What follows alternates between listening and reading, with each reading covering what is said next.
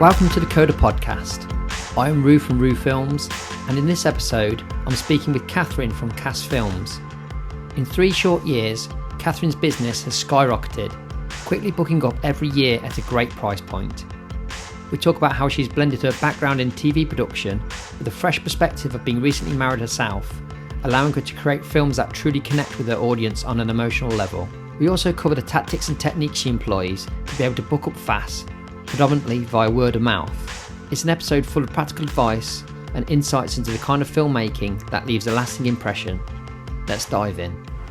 Good evening, Katharine. Thank you so much for coming on the Coda podcast. Thank you so much for having me. This feels like very surreal. I listened to all your podcasts and was literally listening to one of them when you messaged me. It popped up on my phone while I was driving, very naughty. But I was like, oh my gosh, what? Yeah, I feel very lucky to be among the list. Oh, mate, it's a pleasure to have you on.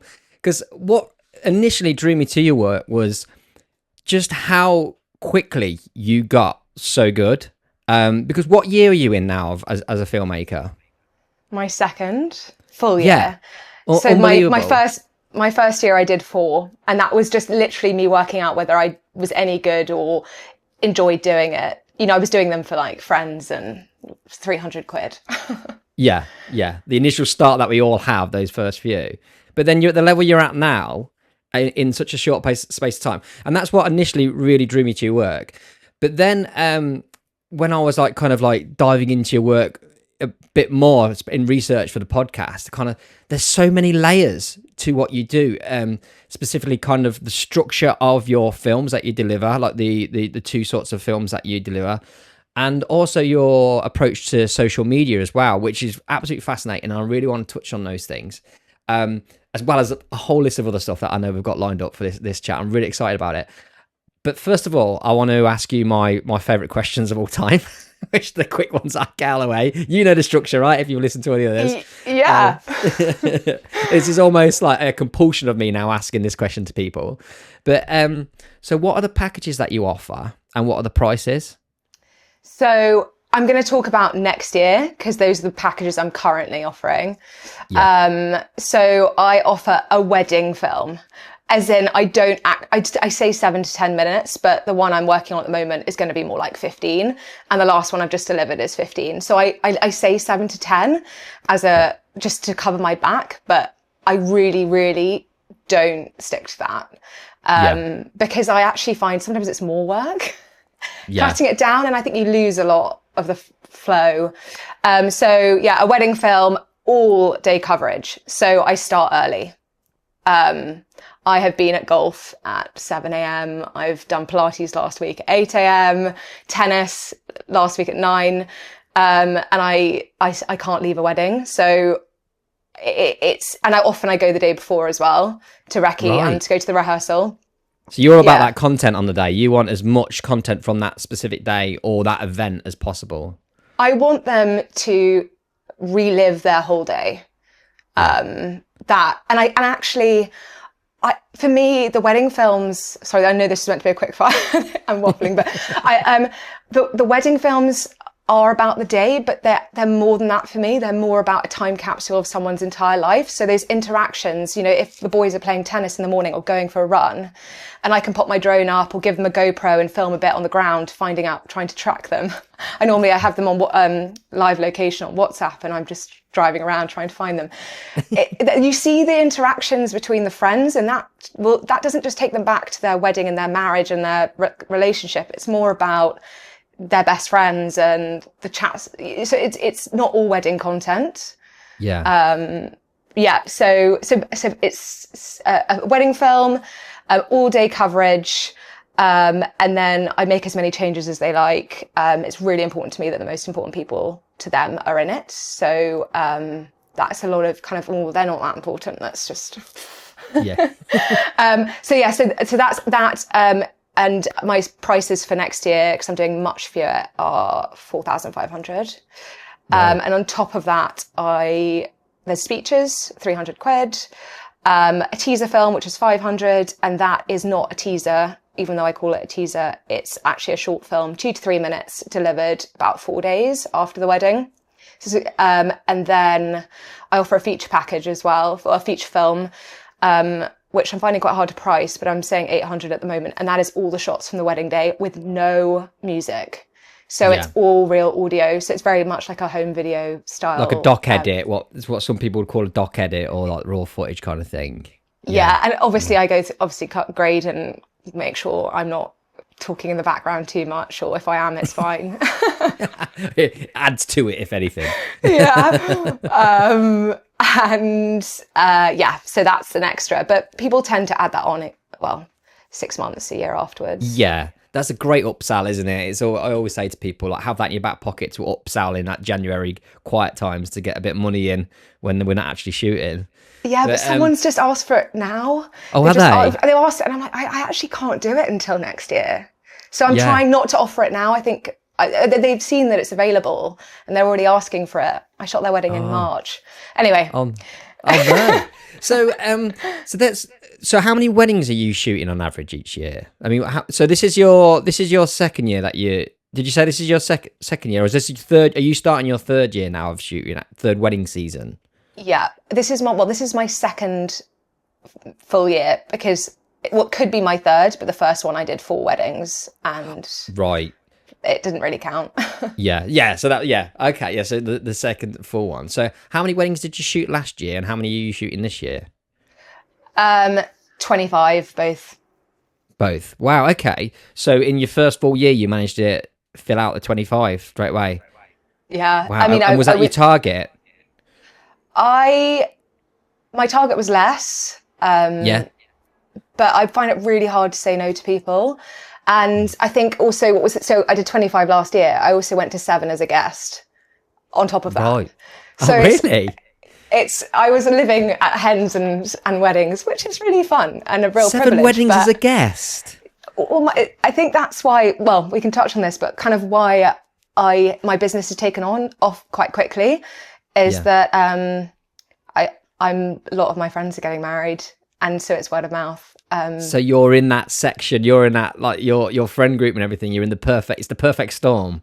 You're in there when they're all getting married at the same time, kind of thing. Because that's how life happens, isn't it? Everyone gets married at the same time. Everyone seems to have kids all at the same time. Yeah, exactly. Yeah. And my first wedding that I filmed was a month before I got married. Wow. Okay. Right. I'm going to try and keep myself on track here, because I'm going to go wild off with the questions. So last year, for example, so next year your prices start at 4,500. And how many do you have booked in at the moment? I have got 12, but that's the amount I wanted. Right, brilliant. So technically, is that you done? Are you fully booked now? Technically, I am, as I said, really bad at saying no. So there might be 1 or 2 here and there that sneak in. Yeah. But yeah, Perfect. We'll see. And then last year, what were your packages when you were like hitting 25? Just under 3K. Wow. Okay. So that's amazing, isn't it? To get to those prices so quickly. And was that a strategy? Was a strategy behind getting to that kind of price point so early on? Did the market just tell you that? Were you just able to creep your prices up bit by bit and you just got there, or? What I did was I put my prices up £200 every booking that I had. Right. Because and after a certain point, when I didn't actually want any more, I put so much time into every edit, and I start with every film is completely different. I see it as a complete blank canvas. I don't have a formula to any wedding. It's thinking about them and their day and completely restructuring everything. Sometimes I include speeches, sometimes I don't. It's one of my biggest questions before the wedding day is to someone as well, not who's going, but is there anyone who can't come? And if someone, I had a wedding in March where the brother of the groom couldn't be at the wedding because he was in the SAS. So, spent quite a lot of time talking to him, getting him to record a video message to include in it. There have been grandparents who haven't been there. I've gone to film with the grandparents to include that in the film. There's a bride and groom who's, they were 6 months pregnant at the wedding. I'm filming a little baby shoot, 2 weeks, after they've given birth, to add that to the end of the film. That's all free. That's part of the package. And I think that's why I think I'm charging so much, is that, well, I don't know. I don't know if it is so much, but they get kind of everything that they want. Yeah. It's priced on the kind of time that you want to put in it to create the film that you want to make. Yeah. So you need to limit the amount you need to be shooting to give you the time and freedom to work on that in both production and then kind of post-production as well, I guess, right? I just don't want to be a carousel that just keeps spinning and all the films to look the same. And I really want to spend time, you know, I come back with like, I think maybe 2,000 clips, maybe more. And I would go through the audio of every single one just to make sure there isn't something I've missed that could go under a shot of, I don't know, mum and dad married on the wall. You know, it's, I put so much time and before the wedding, going to the rehearsal and speaking to the vicar. And you're really laying down the groundwork for the day, aren't you? Because, but it shows, it really does show. And because what was really fascinating for me, because before researching you for the podcast, that sounds weird, doesn't it? Stalking you. That feels really weird. So I'd seen not in that way, but I just think, oh my gosh, people are looking into me like I'm just having fun. But I'd seen a lot of your short form stuff, but then watching your longer form videos was really interesting because it kind of, they tread the line between feature film and doc edit in a way that very similar to how Becky Maidment from Thompson Film does, where you bring in a lot of ambient into the films and longer takes, really kind of absorbing a moment that's occurring rather than just looking for loads and loads of little pretty bits of B-roll. It really is like a kind of all-inclusive capturing of that day, of moments, of full moments, not just piecing it together in an edit kind of thing. Yeah, that is what I'm looking for. That is, because I think those longer clips where you hear the conversation and you see multiple things happening, and I think you really live it. You relive it. Whereas when it's a short moment, that's not our reality. We don't live in short snippets. We live in longer conversations, and I think that for me, that's why my films are chronological as well. Is that I really believe that in order to relive something, that's how we live. Yeah. And it's how our memory works, isn't it, as well? We go back and think the day through from start to finish kind of thing. Exactly. So when I've tried playing around with the timeline, I might start with the couples photos just to... Yeah, a bit of a hawk. And also sometimes if I have loads of shots of the boys in the morning playing backyard cricket or something, you don't even see the bride until 2.5 minutes in, which feels really wrong. Mix up the script though, mate. Yeah, you're fighting a good fight, you know, changing it. But I loved it because obviously it's no mystery that I'm an absolute wedding nerd, so I just consume a lot of wedding films, which is the most uncool thing to do ever. But you're supposed to say, I'm not inspired by other wedding films, but I love it. I'm like proper into it.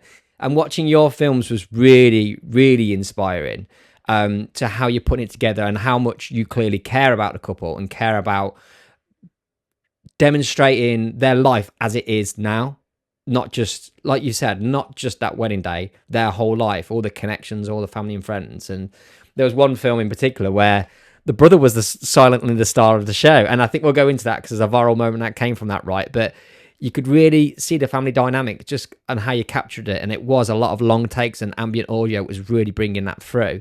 It'd be great to hear about your story about how you got into wedding filmmaking and then also how you got your first few bookings. So it was 2022 and I was planning my own wedding and I was looking for a filmmaker.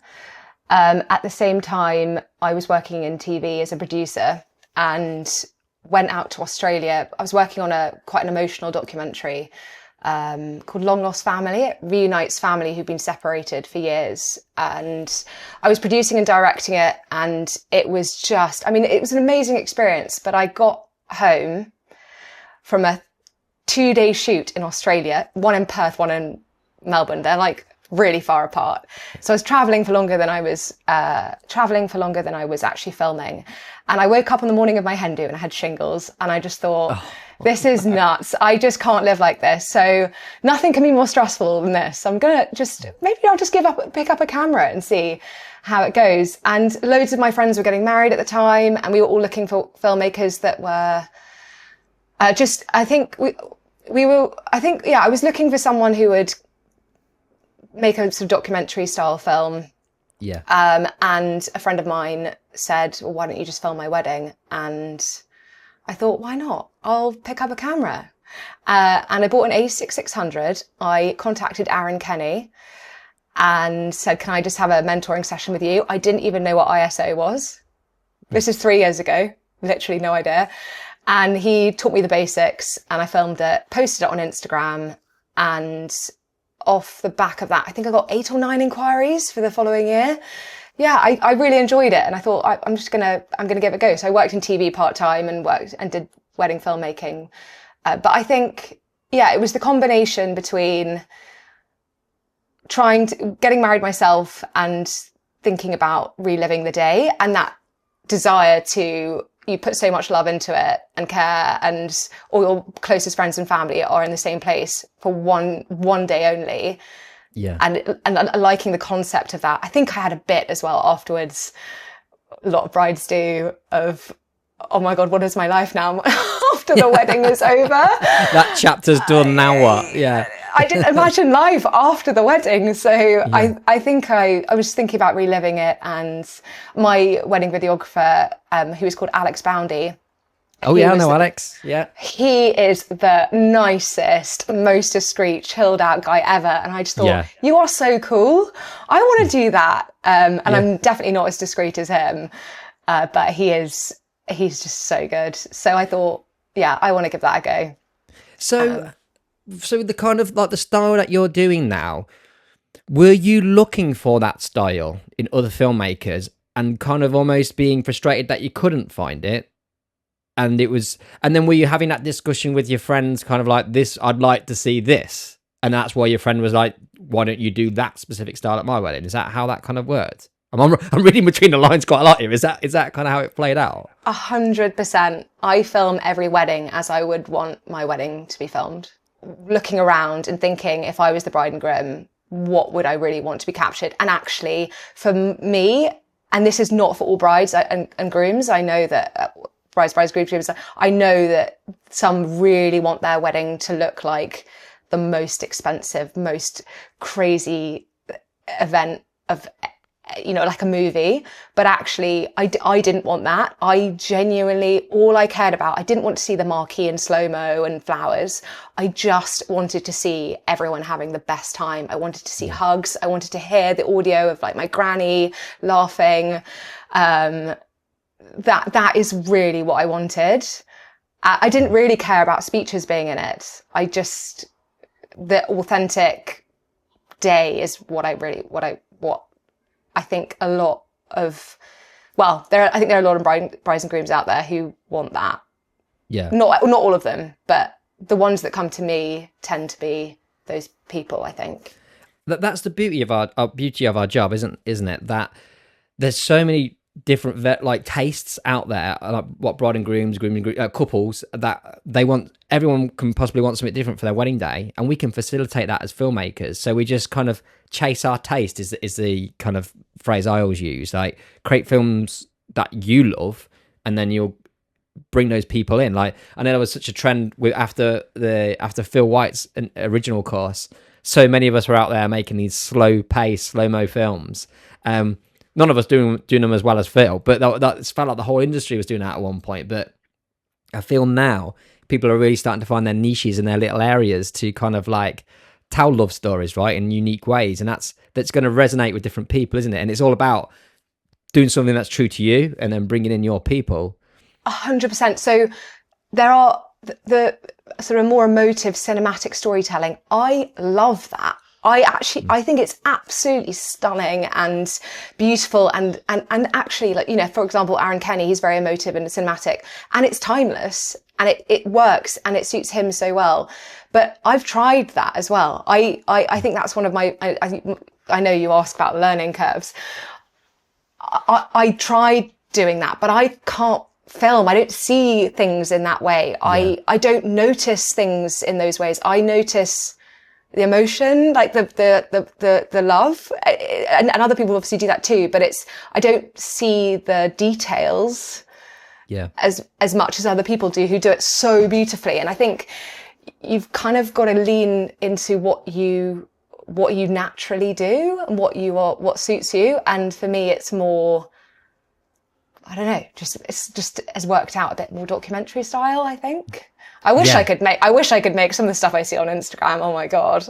It's so good. But no, like, that's what I love about your stuff, is like, it is different to the majority out there. And then I'm watching it, I'm thinking, God, this is actually what wedding films are. Like, today captured, like, not, because quite often when it's overly stylized films, it's almost like the filmmaker is imprinting themselves on that wedding day. Whereas with yours, you can totally see it's the wedding day is just being kind of projected as it is, and you're letting the personalities and the relationships shine through. And that's what I really, really love about it. When the first 4 weddings and that first control year, were they all people that you knew, basically, that you shot their weddings? My first one was a good friend of mine. I was meant to be a guest at that wedding, and that's when I realised you can't be both. Oh, yeah. The other 3 were people I had mutual friends. Yeah. So I didn't know the couple, but they were very last minute. Oh, we're getting married in a month. We want a videographer. We don't really have the budget. And they were willing to take a risk on me, which I'll always be so grateful for, because, you know, without that, I wouldn't have been able to carry on. Yeah. So then after the first 4, then the first year of 25, did you have any connection to those people, or was that predominantly people that had then found you just through word of mouth from the other films? So they were all through people I had met at weddings. Oh, okay. Oh, like guests. Guests. So they were all, I'd say 80% of people who contact me say, I saw you at so-and-so's wedding. Are you available? Or I was a bridesmaid or an usher, best man, you know. And yeah, so there's normally a connection, which is also so nice because it means I get to see the couples whose weddings I filmed again. 10 years ago, I discovered the cheat code to life. Becoming a wedding filmmaker changed everything. It's taken me around the world, it's introduced me to incredible people, but most importantly, it's given me the freedom to build a business that fits around my family. And I want the same for you. Cheat Code is my complete online course for wedding filmmakers, and it's everything I've learned all in one place. Shooting, editing, and building a business that actually works. You'll see real behind the scenes footage, proven camera setups, editing walkthroughs, and the exact templates and structures I use to create stunning wedding films fast. If you're already a wedding photographer, there's a module just for you, showing how you can confidently pivot from photo to video. Plus you'll get my signature LUT, pricing guide, email template, and the all-important cheat code datasheet. A tool that helps you make smart business decisions based on real data. Skip the guesswork, fast track your success, and get the cheat code today. Visit rue-films.com/course and use the code RUE100 at checkout to get £100 off. What I do notice with your films, Katharine, is there's a similar structure in like that you've, as you say, you're there early. So there's usually we start with groom prep. And it's usually the lads are usually doing some kind of activity, like you said, tennis, cricket, that's always going on. But they always seem to, the weddings themselves are quite often like in a home environment as well, aren't they? They're like on the people's homes as like marquees and stuff. I guess that's because of like what you've been a lot of word of mouth. You end up getting similar kind of people if they're like related or kind of friends of friends. So do you find yourself shooting a lot of very similar weddings? Yeah, I do. Most of the boys are playing tennis, cricket, going for a run in the morning. I'd say 80% of my weddings are at a family home, and I think that suits me, and I love that because you get to film in the sort of where someone's grown up. It feels way more personal, and I think because my films, I'm always trying to find the really personal elements to a day, the interactions, rather, there've been times where the bride has been getting ready in their childhood bedroom and the photographer's saying, let's move them into this really beautiful big room. And I'm saying, but it's her childhood bedroom. That's where she wants to do it. And actually for me, rather than getting really beautifully lit shots, the meaning behind being in her family bedroom, even if the lighting isn't quite right, it's so much better for I think, for the film and for them. So yeah, they do tend to be quite similar weddings. It's because it's all word of mouth, meeting someone at a wedding. I then do their wedding, or I do their bridesmaids. So it's just been a bit of a cycle. It must be striking a chord though, that if you're getting so much word of mouth, because I know word of mouth is massive, but to the extent that you're getting that word of mouth is really quite incredible. You're creating the product that they want, and their family and friends really want as well. Do you think the fact that you became a filmmaker so close, because did you say, was it 3 weeks before your own wedding that you became a filmmaker? So has your experience really informed who you are as a filmmaker, and what is it that you wanted from your wedding days as a bride? So yeah, I film every wedding as if it were mine. I'm thinking about every single point in the day, what is happening right now that is going to go into the ether potentially, that I could capture to get that moment, and the context. Because actually we've got to remember that with filmmaking, we've got such a benefit. We've got, photography is incredible and a complete skill and whatever, but we've got the audio, we've got the context potentially, you can hear someone telling a joke. So yeah, so I film every wedding like I would want mine to be if I were getting married again. All the authentic moments, and don't really focus too much on the details, because that's what I didn't really care too much about. I try and make the process as simple as possible for the bride, because I remember it being really stressful getting married and dealing with lots of different suppliers. So I don't offer any packages. I just offer one, so that they don't have to be worrying about which one to go for. I meet up with every couple before the wedding. Do you? In person, yeah. At what stage is that in the process? How far before the wedding? About 2 to 3 months before the wedding. I'll get in touch with them and say, in the next couple of weeks, let's meet for a coffee or a drink. Because most of my couples are sort of more London-based or south. And I find that so helpful, because it means on the day you don't need to have all the small talk. And you get to know them more and what's important to them. And they mention things in passing that they say flippantly, but actually is really helpful. Oh, my granny can't come. Well, that's actually really helpful to know, because I can get in touch with the granny. Or so yeah, I think starting filming weddings as a bride, someone who is engaged, has totally dictated how I film a wedding. Would you have been happy with meeting up with your videographer? Because I'm thinking, if I was a bride or groom, if I had to meet all my suppliers, it's a lot. It's true. I mean, I go to them. Yeah. So you make it easy on them. Yeah. I make it easy, and I think potentially it might reassure them, because we are around all day. Yeah. It's quite an intimate thing. So yeah, I mean, maybe, but whenever I say, would you like to meet up? They always say yes. I say, we could always have a FaceTime, or we don't need to, but they do always say yes. I think I've had one, which I haven't. They're like, no, thanks. No, literally Rejected. I'm actually thinking, do you know what? I actually think it's a wedding coming up, and it was I'd already met them at a wedding. But they lived in Canada. They lived in Canada, so that wasn't. Oh, fair enough. Damn it! You could have a nice little holiday, all business expense. God, you've actually just made sense of something to me, though. Maybe they just feel like they can't say no, and they're all just meeting up with me out of charity. Yeah. Oh, she wants to come round. She wants to be our friend. Oh God. Right. I need to think about that. Yeah. Because what I worry about is, as much as I think our couples think they're our only couple that we have all year to film, I think as suppliers, we can kind of like almost, we forget that we're not their only supplier. And when I'm sending my questionnaire over to them, and this became like a light bulb to me recently, because I'm working with one of my friends, a photographer, coming up soon. And we tried to arrange it so we could do the Zoom call together, so that it would be one less one to do. and we couldn't make it work. But so I sent my questionnaire over to them. But I've been copied in her email thread, so I've seen they've answered all these questions for her, and I'm basically asking them all the same questions again. But there's some certain ones that I need that she hasn't asked. So I'm thinking they must be getting this from everyone all the time, and I bet it's pretty intense.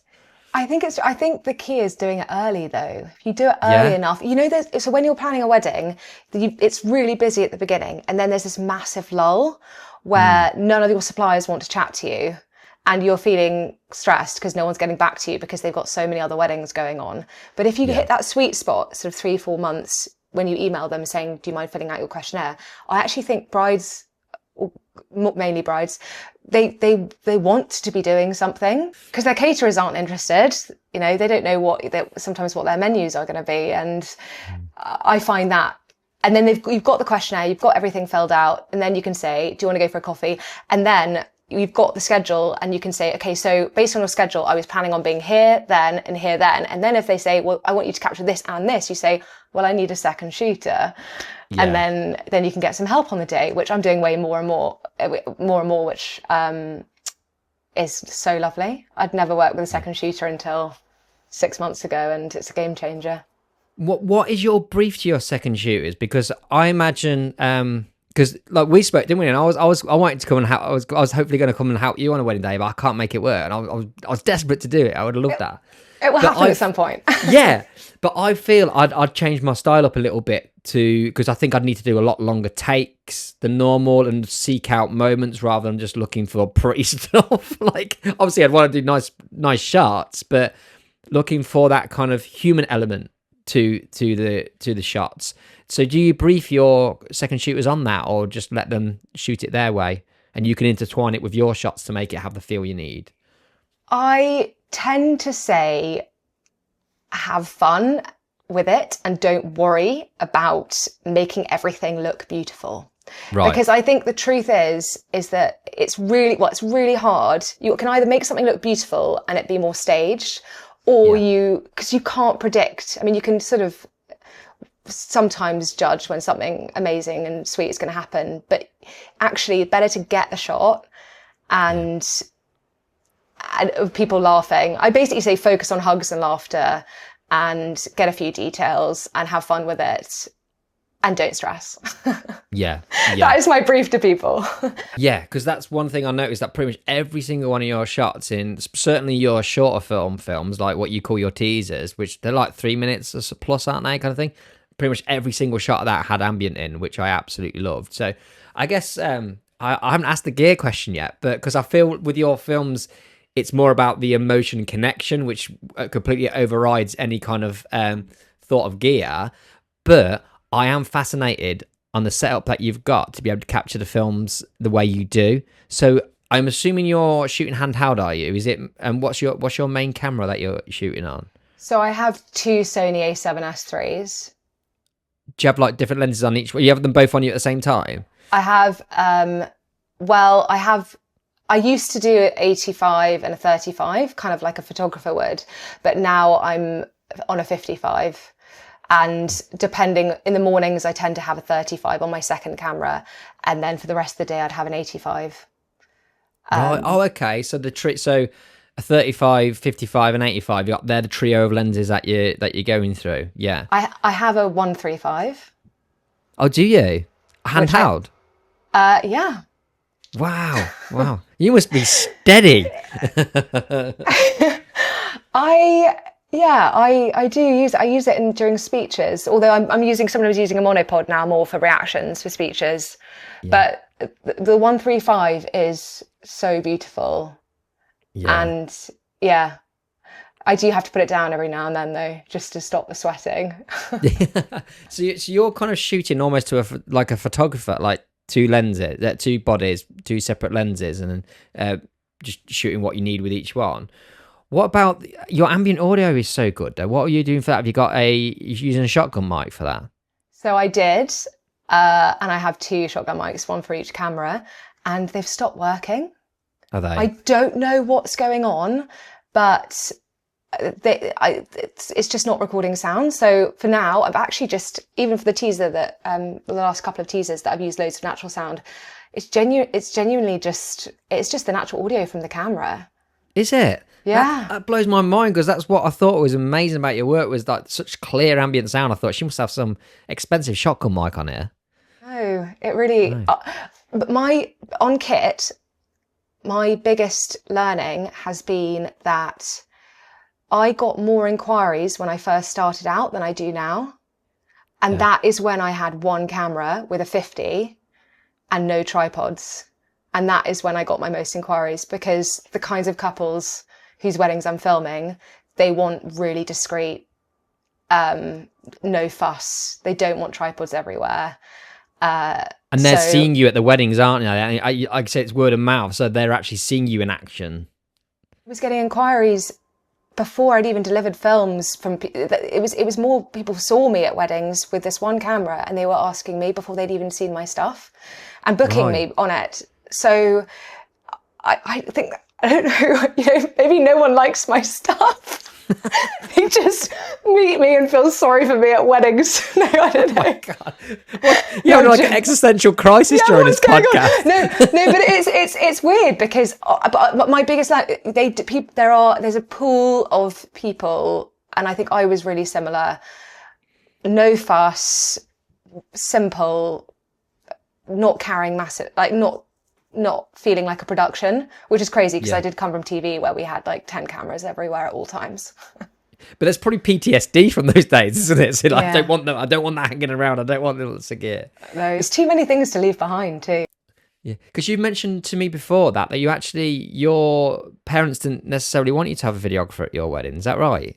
No, they were anti-wedding videographer. They just didn't really see the point. They didn't want another person with a camera kind of around losing the authenticity of a moment by feeling papped.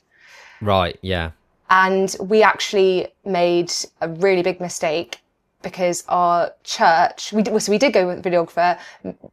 Alex, could not fault him. He's the nicest, most talented guy.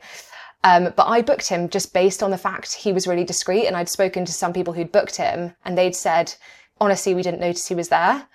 And so we booked Alex, and I love my film. But we were told by the church that it was going to be £500 extra to film in the church. And my husband's uncle was marrying us, and I just thought he might prefer not to have the camera in there, and we just didn't do it. And now I'm filming ceremonies, like, oh my, so I always give couples a separate full copy of their vows, because I would love to watch that back. So Alex got to chill outside during the ceremony then? Yeah. Oh no. He literally chilled outside, yeah. So that's a big regret for you then, is it, not having that captured? During the ceremony, I am thinking about what I wish I'd seen, and that's why I'm handheld. I have got a tripod at the middle, at the back, capturing everything. Yeah. With the monitor and control app, which is a game changer if you don't use it. Right. So that's the Sony app, isn't it? So have you then got your phone on your main camera monitoring that rear angle? Yeah. And so where are you positioned with your handheld camera at this point? So I tend to put the groom camera up on a tripod, film the bride coming down the aisle, normally on a 55. And then as soon as the first hymn has started, and I've got a few nice interactions between the bride and the groom, because that's when you see quite a lot, because they've just seen each other, then I'll run to the back of the church, put my camera in the middle of the aisle, as far back as possible, check with the photographer that they're happy that it's there. And because a photographer has just stood in front of it throughout the entire ceremony before. I bet they have, yeah. Yeah. And then, which is fair, they need to get the shot, but they didn't even notice it was there, so it wasn't their fault, but and then I go to the front, normally looking at the bride, and focus a lot on the people at the front of the church for reactions. Yeah. That is what I've found sensational about your work, was the amount of reactions during the ceremony. And I absolutely loved it, because my setup generally is bride coming down the aisle, I have that captured, and I have a wide and a tight from the back. And then once they're at the front, I go to the back and just stay there out of the way. But then I'm not getting any guest facing stuff, because I'm obviously at the back, but you're really then capturing lots of B-roll, aren't you, of the guests? But are you just doing one long take of that and then just cutting the bits from it afterwards, just sync it up? Or Yeah, so a little bit of a cheat, but yeah, my ceremony reaction shots aren't at that time. yeah, the Yeah. magic of editing. So it's from throughout different parts of the ceremony that you're piecing it together. From if there's a lovely reaction of during the address, Yeah. I might put that in. And during hymns, I sound mad, but so I'm dressed like a guest. I've got my one camera and I sing the hymns and wander around. And that's how you get the bookings. Genuinely, I join in. So yeah, and people don't mind. And during the hymns, they love it. Yeah, it probably puts them at ease a little bit because, right, if you're walking around, I always find that, like dance floor, for example, I'm always dancing when I'm filming dancing because I think it's weird as hell having someone just come up to you, stand there with a camera. So I'm always dancing to kind of encourage them a little bit. And I guess it's the same with the hymns, isn't it? Because I would hate to be filmed if I'm singing a hymn. I mean, my voice for the start, but I guess it puts them at ease a little bit, right? 100%. And I'm smiling at them. And then there's a little baby and I'm like, oh, she's so cute. And then getting a little shot. And you can, during those hymns, people are relaxed and you can have a little chat to someone. I often say hello to someone, I think just making it, I think it's also how you move and and if you look happy and like, if you look comfortable, other people feel comfortable. If you're moving around like, oh, I shouldn't be here, then I think then people start looking at you weirdly. Yeah, 100%. Yeah, I'm getting a few light bulbs going off in my head right now, actually, about this kind of like this approach. It makes so much sense. I just nerdily breaking it down. So you're set up for the ceremony. You said you have a camera on a tripod pointing towards the groom, off to the side, is it initially, and then you're shooting down the aisle. Yeah. What lens is it? A 55? You said that's on the groom. I switch it up. I completely change depending on the church. So if I go the day before, which I normally do, I will work out whether it's I try and keep them vaguely similar, so a 55 and a 35 or an 85 and a 55, just to, and then, so the bigger churches, 85 and 55, the smaller churches, 55 and 35. And it's a really dynamic way of shooting it, and I absolutely love that. But just two cameras, but you're making it feel like there's a whole production there, but then your whole philosophy is keeping it minimal as well, though, isn't it? I think it really helps that I'm dressed like a guest. Yeah. I think people, they might not see, I don't think they see me necessarily. There are people walking out with a baby, and I think you also later on in the day get treated a bit better by the caterers. You get fed better by the caterers? Not fed better, but they think that you know the couple when you don't. Right. Because that's the thing, right? If I do a wedding, that's a marquee on someone's private grounds. Most of the time I don't get fed because the catering staff, because they're hiding catering, they hate you for some reason. But so that they think you're a family mate, so they sort you out. I say, my friend Millie and Will said that I should get food now. Do you say that to them? But I think it helps if you and people don't notice you as much. I think you can get way more authentic reactions. It's much easier as a girl, isn't it? Because you can just wear a dress. There's no way they would think I'm a friend of theirs. Why not? I can see you in a morning suit. I reckon I'd look sinister in a morning suit. No. So don't often see bold guys in morning suits, do you? Of course you do. Yeah, I don't think I ever have. That's right. So so you're dressing like a guest. What does dressing like a guest mean? Like literally are you wearing like a nice dress? Is that how it is? Is that how it works out? Yeah. Just a dress that I would probably go to a more low-key wedding, potentially. Yeah. But I really, really think it has helped me get bookings, 100%. Yeah. Definitely get fed on time by the caterers. Definitely be more discreet. What about your footwear though? What kind of shoes are you wearing? Because like for me, I used to go to weddings in like proper shoes. But ever since I moved to like wearing like kind of, dark, almost non-branded trainers, it gives me like an extra 4 hours in the day. Are you wearing like real proper fancy shoes, or are you? No, I am wearing trainers. Yeah. Oh, okay. So there's compromise at least there. Yeah. I'm wearing. I mean, it would look ridiculous if I was doing the confetti aisle backwards in heels. Yeah, that's what I was imagining. That's what I was thinking. Well, if it gets me fed, I'm putting some heels on. No, I just think the amount of times I've arrived at a wedding and the bride's parents have commented and said, "Oh, I'm so pleased with that. You look like you're gonna." What have they said? They've just said, "Oh, you look so nice. Gosh, that's such a relief. I've been at weddings and, there have been videographers and photographers in the church that aren't dressed appropriately." There is a pool of people where that kind of thing is actually like really important to them. And I'm not religious, but I have, growing up when I went to church with my family, we dressed up. So it feels appropriate in a church for me.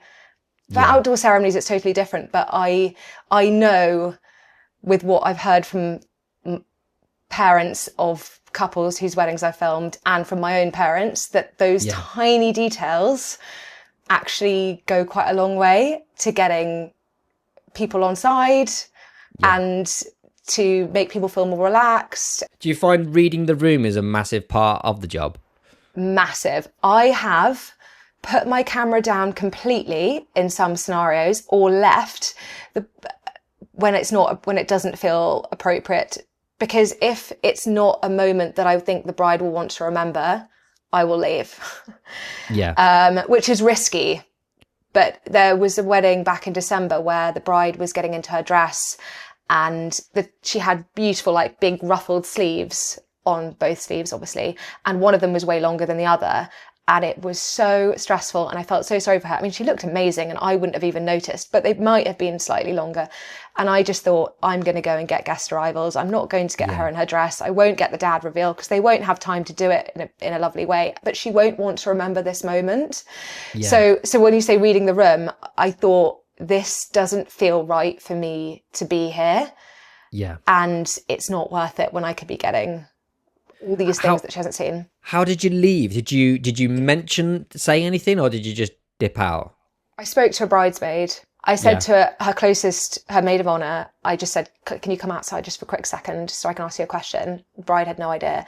And I said, "I think this is going to take a while. What do you think?" And she said, "Yeah, I think that we're going to be quite late to the church." I said, "Well, do you think she will mind if I leave?" And she said, "No, I think that's a really good idea." Brilliant. But you picked up on that instinctively anyway. But I'd never just leave and everyone go, "Where's she gone?" Because they might think I'd gone. They might just think I'd gone to the loo, and then they'd be like, well, "She's not even at the service." I'd never leave. But I didn't want to ask the bride if I should leave, because I didn't. It's another layer of stress they don't need. They don't need to be making decisions at that key point, do they? Exactly.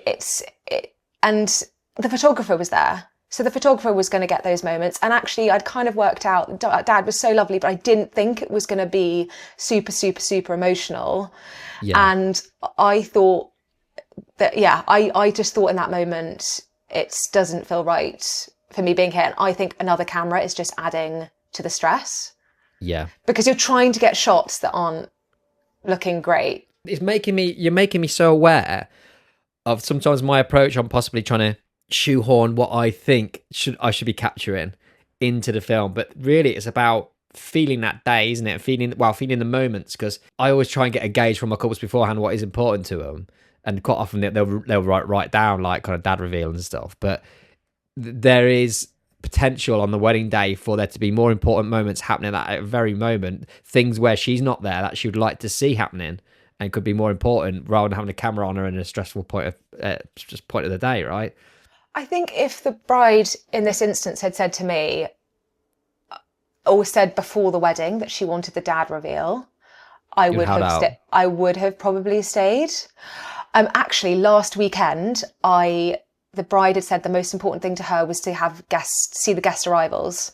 Right. And she was meant to get into her dress early. She was really late. So I left, but I felt like the reveals would be really special. So I handed the bridesmaid a GoPro and I said, can you film the dad reveal? And can you get one of the hair and makeup people to film your bridesmaid's reveal? And they've got really lovely stuff. Look, it's not filmed. Yeah, they're really emotional. I think it's more emotional because I wasn't there. You can sense that it's not me filming. And I think that's really beautiful. And I'm going to have to make it smaller aspect ratio and try and make it look a little bit better because it's quite rough. But I'd prefer to get that than not at all. Not being too precious about the aesthetics of it, because it's more about the emotion and the moment, and they're not gonna be worrying 20 years down the line what format it was shot in, what camera it was on, are they? It's just gonna be the moment they remember.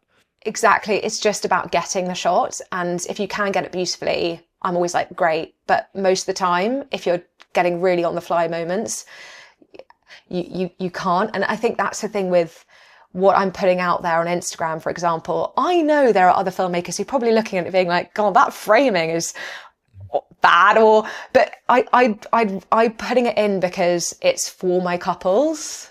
Yeah. And I do have a moment where I'm like, oh gosh, look at everyone else's stuff. It's so much more kind of aesthetically pleasing potentially, but it brings me more joy that it's personal to them. And so, for example, in the morning, I'm really going on a tangent here.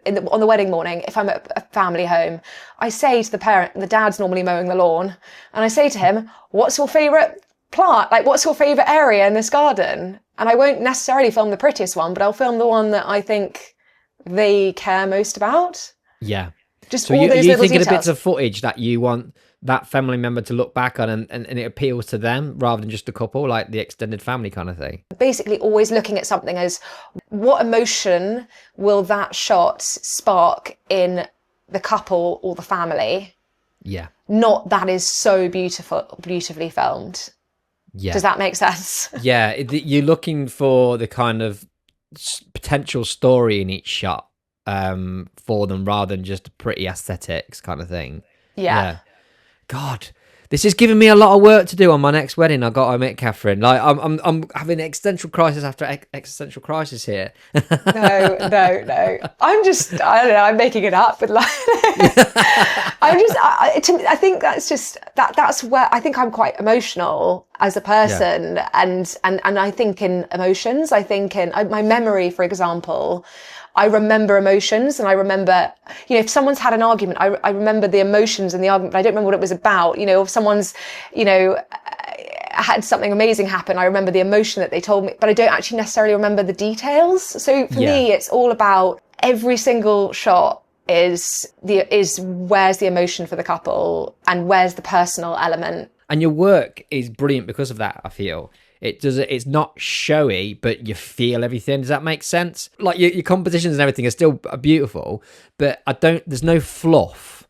It's all kind of like moment, emotion. You're working hard to capture that, aren't you? That's really clearly what your goal is with your work. Yeah, and I think in the edit, so after every wedding, I go home and whatever time it is, I write notes on my phone. Right. I thought this must be part of the process because you seem to be so in tune with each element of the day. So so you're writing big notes.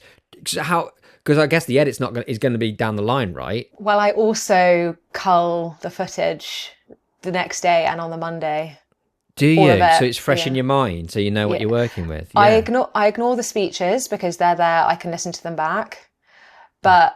And you've got a full copy of them. You can see the couple's reaction. And if the couple's not reacting very well, it's like, I'm not really probably going to include that in the film because they didn't really care. So actually often when I'm looking through which bits of speeches to include, I just go to the couple shot and I'm like, all the reactions. And I'm like, okay, there's something bit there that should go in. Cause it's emotion. They'll really, but yeah, I cull the footage and I write notes. Everyone has their own Word document and it says, it will pinpoint moments and key people. And I guess that's super important because your films are built on the emotion and the stories of the day. You haven't got a template that you can fall into. There's no structure. You need to know what's important to the couple to be able to create that film in the edit, I guess. And I want to kind of go through it. Because I know you're quite extensive with everything that you do pre-wedding as well. So let's go on that journey quickly. So don't you go through almost like a kind of pre-production with your couples to work out how you're shooting on a day. Is that right? My first call is basically to work out, can I do it all on my own? And is it the kind of wedding that I will do a good job for? Is it a job that I can deliver the kind of film that they want? Are you a good match for each other both ways? Are you the right fit for them? Are they the right fit for you? Is the work that you produce going to be what they need? Yeah, 100%. So if they start talking to me about trying to get a drone shot of them driving off through a wood, that's just not, no, I can't do that. I could get a drone specialist to come and help with a second shooter, but I don't want that. I can't, I'd rather get it from the ground or they want all gorgeous shots of the champagne tower. It's like, that's not my style. So yes, it's me working out whether I'm going to exceed or at least meet their expectations. And just working out if we get on, because it's actually really important on the wedding day that they like you and you like them. Yeah. Is this all in person usually? So my first call is just a phone call or a FaceTime. And then once they've booked, I then send them like, I'm so excited to be on board and please could you fill out a questionnaire? And then based on the questionnaire, I will write a schedule. Then when I meet them, I'm asking the questions like, who is most important to you on the wedding day? What are you most excited about? Where did you meet? What do you want from a wedding film? Who's not coming that I could potentially do a little, and I don't tell them I'm going to do a little message with them because I normally message their brother or sister and say, could you put me in touch with the granny? Oh, so great shout. Yeah. So it's a surprise.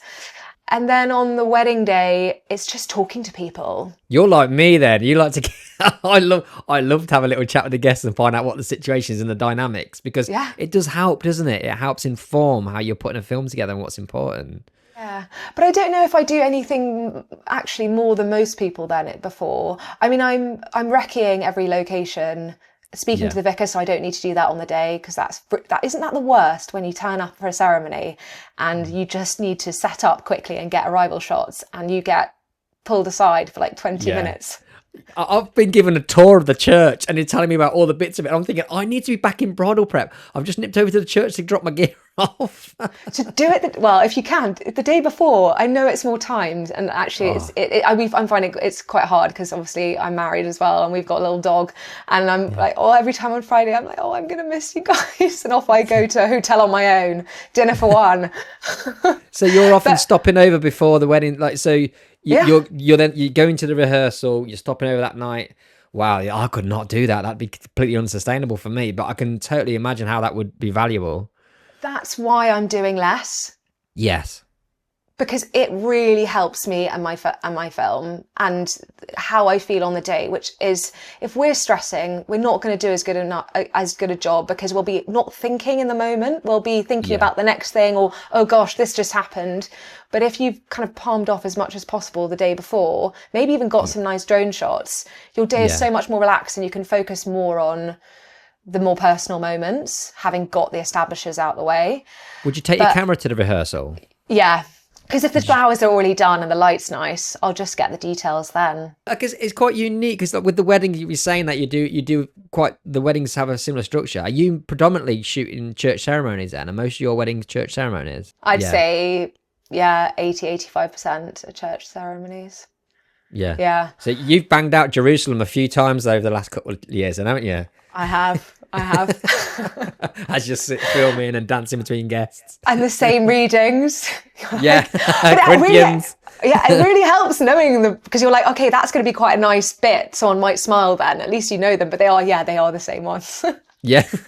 But I don't know if this is taking, actually, maybe it's taking it too far. But what do you do during the prayers? What do you mean? Get down on my knees and pray to Allah. I actually genuinely just put my head down so that people because it feels so awkward when everyone in the church just put their head down and I'm like, I'm just going to put my head down too as if I'm I do praying. A little bit because I'm worried people will be annoyed at me if I'm just stood there, like, do you know what I mean? Like, I mean, I'm a stone cold atheist, but at the same time, I don't want to kind of like upset people in their kind of religious house. Religious house.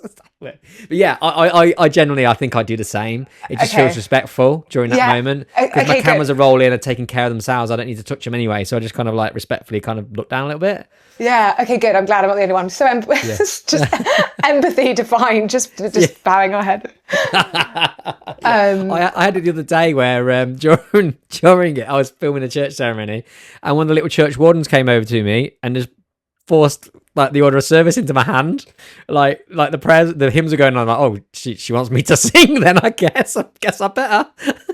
So this is what's interesting to me, is that you said you start your weddings really early, like 5 or 6 hours early, right? And then the grooms are always doing something interesting. I'm assuming that you're asking them to do that, right? Because usually grooms don't do anything. Is that what you're doing or no? No, I'm not. I'm encouraging them to do something, but gently. I don't want a couple to do anything on their wedding day that they haven't come up with the idea themselves, because otherwise they're going to watch the content and be like, oh, we were made to do that by the videographer. It's not going to spark any happiness or anything like that. So essentially what I do is, in my questionnaire, I write what activities are the boys doing in the morning before the lunch. Yeah. And I think that puts the idea potentially in their head. Or because it's all word of mouth and everyone is already doing it. Maybe it's a kind of it's a spiral, and that's now the done thing. I do think the boys in the morning, if the ceremony is at 2:33, which it normally is, then they've got a really long time before a 12 o'clock lunch. Yeah. And I find the lunch a bit like, nothing's really happening. I mean, the drinks are always quite nice to capture, but I'd rather spend more time with the boys early in the morning, getting them at their most relaxed, playing games, whatever, and then spend more time with the bride without having to yo-yo. Sometimes just miss the usher's lunch and then go to the church. I just think for me, even though that's getting there earlier, that is a less stressful day for me, doing each thing properly rather than yo-yoing constantly. And so you're going to the boys first, how long are you with them for, would you say, normally? I mean, I think the one I sent you with they were playing backyard cricket. I mean, I think I was literally there for 15 minutes. Oh, really? Yeah. But normally I would probably want to allow like 45 minutes, just because you don't know, you want to make sure you've got enough shots. But they were so into it. And, they were doing face masks, and they were also doing ping pong, all in a really short space of time. And it was just really good fun. Yeah. So I just love it when the boys do an activity. Giving the boys a GoPro in the morning, you don't even need to do any filming. You just hand it to them. Do you do that then? Do you would you go to and give them a GoPro, then go off to the bride and leave them with it?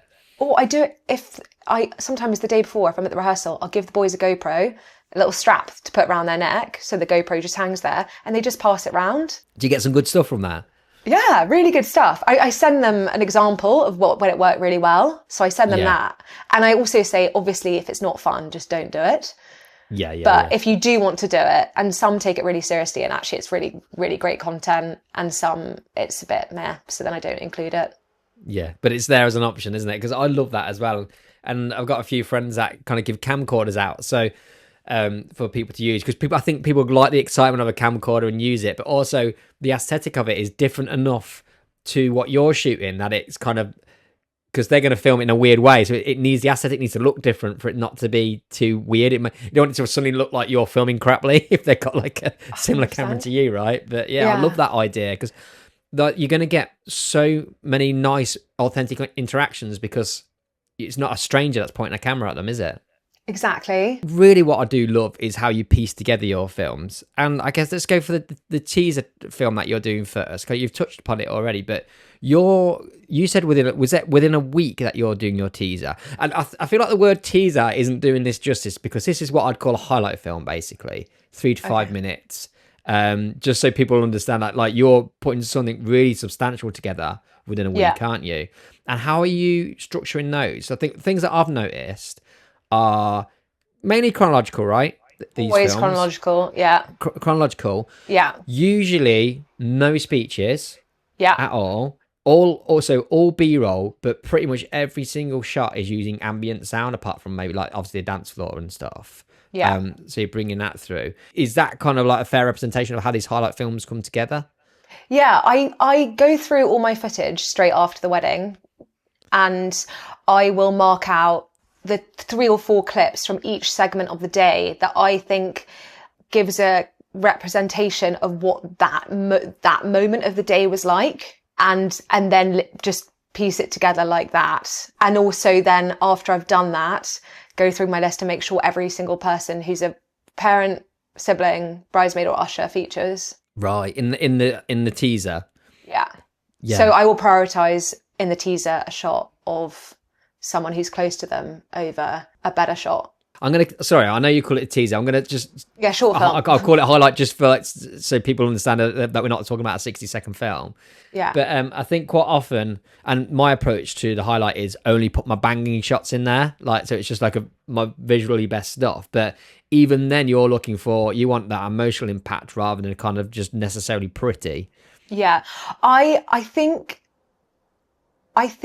that is why I'm potentially getting the word of mouth to their close friends, because their close friends watching it, they are seeing the people, I think, and recognizing that I'm doing that. Whereas a really beautiful film, I think maybe photographers and filmmakers this is my thinking. Yeah. But the filmmakers will love it. But I basically think I'm trying in those short films to show that I have put in the important people. Yes. And taken care to do that. That makes so much sense, because their family and friends know the connections, know the importance of those shots. And like, so I've had it before when I've been asked, like, can you take this person out, please? We don't even know who she is. She's like a +1 they've never met before. I know she features in the film loads. So like, but because I didn't know that dynamic, but you're putting that effort in to know the dynamic. So their friends see it and they have a more connection to the film because they know the dynamics as well. And they know that you've highlighted them. Yeah. I think the family and friends are noticing. The other thing that I think, I will never do a teaser. I tried it out and it didn't work for me. Teasers for me are landscape. The short films that I'm setting out, I don't do vertical reels because I think they're going to date. They look really cool. They look amazing and they're really good for Instagram-y couples, but my couples just aren't into Instagram particularly. Yeah. Right. Are they not on there? They're on there, but they're not posting every day. If you are still delivering your wedding films on a USB or struggling to find a sleek, professional way to showcase your work, it's time to upgrade your delivery experience with VidFlow, the ultimate online gallery for wedding filmmakers. With VidFlow, your couples can watch their wedding films in stunning quality on any device, including their TV, making it easier than ever for them to relive their best day with family and friends. Plus, with custom branding, easy downloads and cloud backup, you get a premium, hassle-free delivery solution that makes you look as professional as your films deserve. I've been using VidFlow for the last year and my couples have been amazed by its slick interface, especially on their TV. It's like having their very own Netflix of their wedding films. You only pay for what you need, and each of my 4K galleries only cost me about £15, and they stay online for 10 years, so it's a complete no-brainer. Join thousands of filmmakers who have already made the switch, and try VidFlow for free by using the link in the description. Take your film delivery to the next level. Now let's get back to the episode. So the other product that you deliver as well is what I'd call like a feature film that you call up. Is that the wedding film that you call it? That you said it starts at 8 minutes, but it can pretty much go on to any length of time, can't it? Is that what they all have? Every couple has that, but then the teaser is an add-on. Yeah. And that has like your speeches in, doesn't it? And it has a lot of the A-roll in and stuff like that. It has a lot of narrative audio in. But didn't you say you give your couples the choice on that if they want that? Yeah, so in my questionnaire, I asked couples whether they like it or they like films that have speeches embedded underneath. Yeah. And I'd say about 60% say yes, and actually about 40% would rather have a separate copy of their speeches and no wedding speeches in their main film. Right, okay. Because that's interesting. What I loved really so much about your films is because my feature film has speeches in, like all of them do, and then so do my highlight film. But sometimes I feel like I'm just creating. Am I just creating a watered down version of that feature film in my highlight? There's not much difference. But with yours, the feature films I watched all had speeches in, but then the highlights didn't at all, and I loved how much they differed. How do you make them differ if neither of them have speeches in? Is it just like the amount of clips in it, really? It's just the amount of clips. And I will, even if I don't have the speeches, I'll always put the vows in. Yeah. But yeah, you're right. The short films don't have speeches, but still 60-70% of my main films do have speeches in, but they're not. I wouldn't say, unless the speeches are amazing on the day, that the speeches don't tend to lead. I will go through when I edit the film and edit it as a sort of doc, and then I will go through the speeches and work out which parts the speeches complement the footage rather than the other way around. Right. Okay. Yes, you're like the opposite to me. So you're building it on the B-roll first and foremost, basically, and then dropping in speeches if and when. Yeah. And that's why I have longer clips with the audio, because I have those bits of audio as my priority. Yeah. And because sometimes, I don't know if you have this, but just sometimes the speeches just don't match the energy of the day at all. And so you're kind of, and then how on earth are you meant to put the music to it, or nothing matches up? Whereas actually, I think I'd rather prioritize, if you're giving them the speeches anyway, prioritizing the day. Yeah. Over the speeches. That makes complete sense. It makes absolute sense, because I feel like I'm just trying to shoehorn these speeches in because that's what people are expecting from me. But when you think about it, they only really have control. The couple only really have control over one speech. If it's just a groom, like there's only really the groom they've got control over. They don't have control over what Father of the Bride speech is or best man, really. So how are they going to know if they want those in that film? Like before, it's true. Yeah. But I think it's true. But I think some just want a more natural, like, documentary style. Yeah, you're making sure you're not being dictated what's being said in these speeches. You want to, because you're basing everything that you capture on the feeling in the moment, and then you don't want to then kind of just ruin that by taking the route of the speeches and trying to hit that emotion. Like, you want the emotion that you captured at that point, you want to be able to stay true to that. Yeah, and it's not always the case. So the film I'm doing at the moment, the father of the bride's speech sums up the vibe and the character of the bride on the wedding morning so beautifully, and he just says the most emotional, just beautiful, and that will go in under the beginning, under the bridal prep and into the beginning of the ceremony, because he sort of ends on, he did a metaphor on mountains, and he knew he was on the top of his mountain when he knew his daughter would be looked after forever, and then going into the service, that works. But I think just there's quite a lot of generic stuff in speeches where I don't think it's adding much. The ultimate thing I want them to relive the day, not relive their love story. I feel like I'm learning a lot that I can adapt here. Oh no, I don't know. I don't know if it's more work, and it makes things quite complicated when but to create something that is kind of really worthwhile and move away from like feeling like you're just kind of hitting a template. Like, I love that. Something I really wanted to ask was, like, with that teaser film, highlight film, whatever we're calling it. Did you say within a week of the wedding? Yeah. I will post it on social media if they're happy with it. A week after the wedding, I will deliver it probably, if they've got married on the Saturday, probably on the Wednesday or the Thursday. Really, that fast? So what's your workflow for that then? So you're going through, you're favoriting culling the footage as soon as possible. Are you then just dropping it onto a timeline and then just picking a song then to throw in there? So I cull all the B-roll and then just mark up the best clips, lift them from storyline, copy them all into a timeline, and then if I'm thinking something's missing, I'll go and just find it and add it in or remove stuff. But actually, because I've got back from the wedding and written my notes, a moment where Granny congratulates the groom is so cute, that's got to go in. You kind of, which moments you want. Yeah. I think. And it's so much quicker to do straight after the wedding. Because it's fresh in your memory or what's important. Yeah. And so what I also do after the wedding is, even if someone doesn't have that short film booked, I will still cull the footage and I will pull out a few clips and send it to them on WhatsApp. I set up a WhatsApp group between me, the bride and the groom, or bride, whatever, and send them clips. And when they respond going, oh, love it, then I'm like, okay, would you be happy for me to post it on Instagram? Perfect. Collab with them. It's really quick. So are these literally just like single B-roll clips effectively that you're extracting out and sending to them?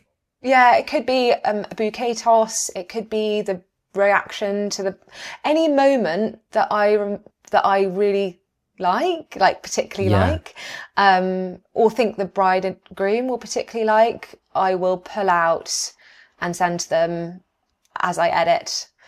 And I always say to them, because if they're on their honeymoon, please don't respond to me or tell me to stop or turn your notifications off or whatever. But people seem to really like it, because I've never filmed a wedding with a content creator. They're obviously getting content from their friends, but I think it's sort of slightly fulfilling that need after the wedding to have more content and to see how happy they were, like to see how amazing it was. And it really helps me with Instagram. I post just left, right and centre, just any content that I've sent them that they like. And it's not perfect because I haven't had time to properly grade it. And when I get to the main film, I'll do that. But for the meantime, jumping off the buzz of the wedding, when all the suppliers are looking for content on the wedding they've just done and they're more likely to reshare it, I just think it's a bit of extra work on the Sunday, Monday, but it's quite helpful.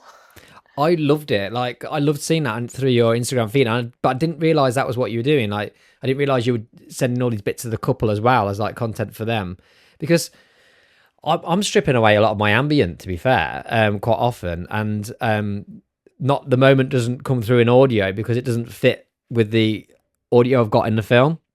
So but I do try and sell the raw footage to people, like as a doc edit, where they can get it there. But I think there's so much value in all these tiny little clips that you can send to them. But also then having that then as a stockpile of stuff to constantly fill your social media with. And I love those little posts on your feed where it's a kind of, was an example of one. I think it was the two bridesmaids, two little flower girls were going, oh, here she is, when the bride was coming. And then you see the bride walking down the aisle. I thought that's such a cool little moment. And it's so easy to extract that, isn't it? And make use of it. It is. I mean, that shot was so overexposed of the little kids. But I like that. It didn't matter, did it? That's what I instantly thought. This thing, I remember just thinking, oh gosh, I really messed that shot up. But oh well, it's a really cute moment. And I posted it and I thought, oh, it's kind of embarrassing. You know, other filmmakers out there who are so good are going to think, gosh, she's all like, doesn't know, you know, she can't use her camera. But I'd rather put it out there as a sweet moment than it just be lost. And the bride really liked it, and that's what I cared about. I've got massive imposter syndrome, having started not very long ago. Don't you think like the fact that you've like been fully booked like the last 2 years and now next year at a price point you want is just proof that you're doing everything exactly how you should be, though? Because I think what you're doing is so beautifully unique, like kind of like those little moments. It's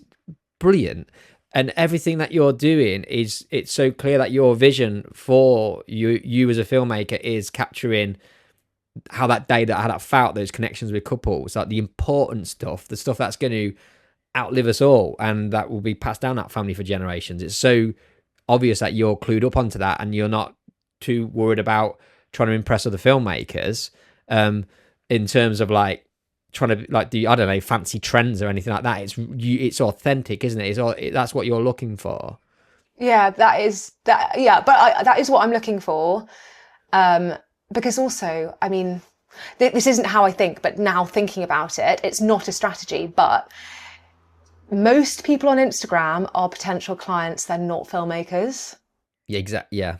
Yeah. So actually, I guess who the content is for is, I don't think other people notice so much when things are not perfect. You know, like the Instagram clip that when I posted a film on Instagram. It was a vertical, which I don't normally do, but a vertical clip of the brother of the bride's reaction to his sister coming down the aisle. It was incredible. Absolutely. He had the best reaction to his sister coming down the aisle. He could barely contain himself, could he? So, yeah, so tell me about that process when that all happened. So I'm assuming this was from your, like, because it was from your groom reaction camera on the tripod, right?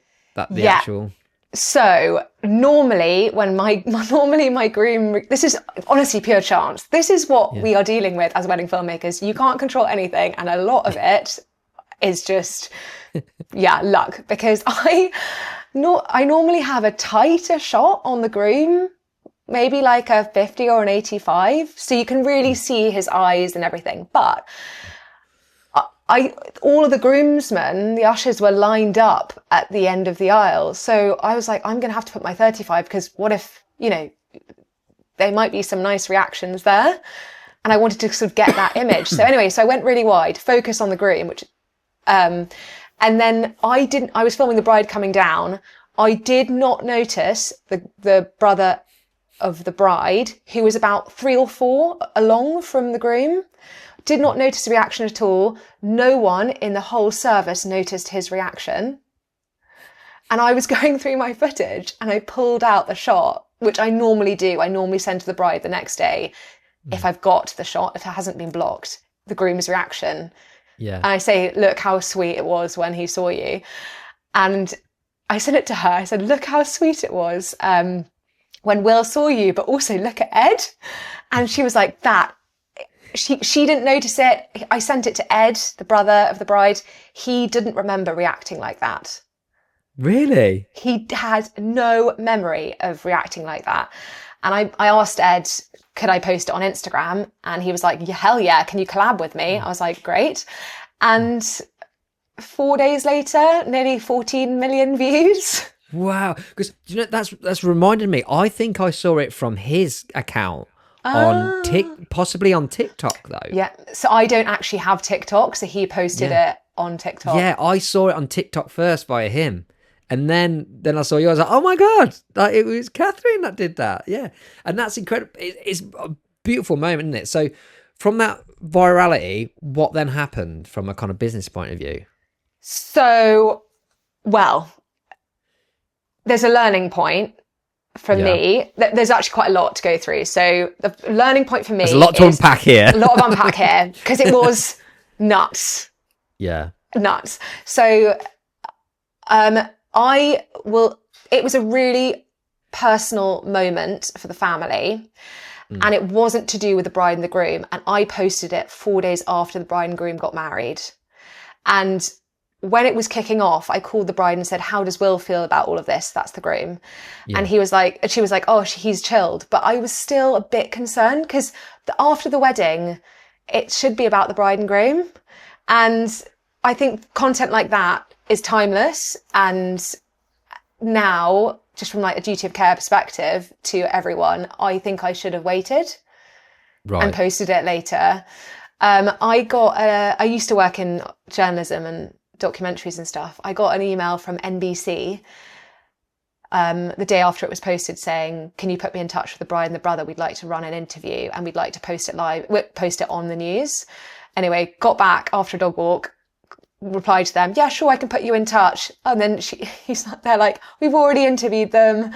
So anyway, it was broadcast live on NBC. It was just like celebrities were reposting it, but it was a lot of work. I was really happy to see how much love Ed was getting, because he is the nicest chap ever. Like, I love him. He is such a gem. He wears his heart on his sleeve. You put a camera in any scenario in his life and you'll get great content. He's just one of those people.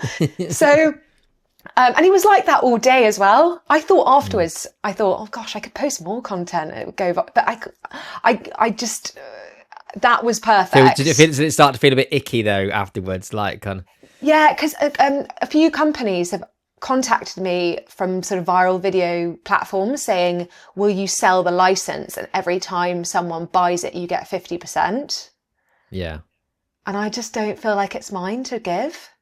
So I've said, it feels like we're there for the couple, aren't we? And then it feels a bit I know what you're saying. It is that would feel a bit odd, wouldn't it? Like kind of capitalize. Oh, yeah, strange feeling that. I just think it's taking advantage of, and yes, I technically own the footage because it was my camera, but in some ways I sort of see their wedding film as being owned by them. It's their day. And so I actually emailed and said, would you like to own the footage if I pass it over to you? My husband's a lawyer, so that's quite helpful. I was like, maybe he could draft a contract.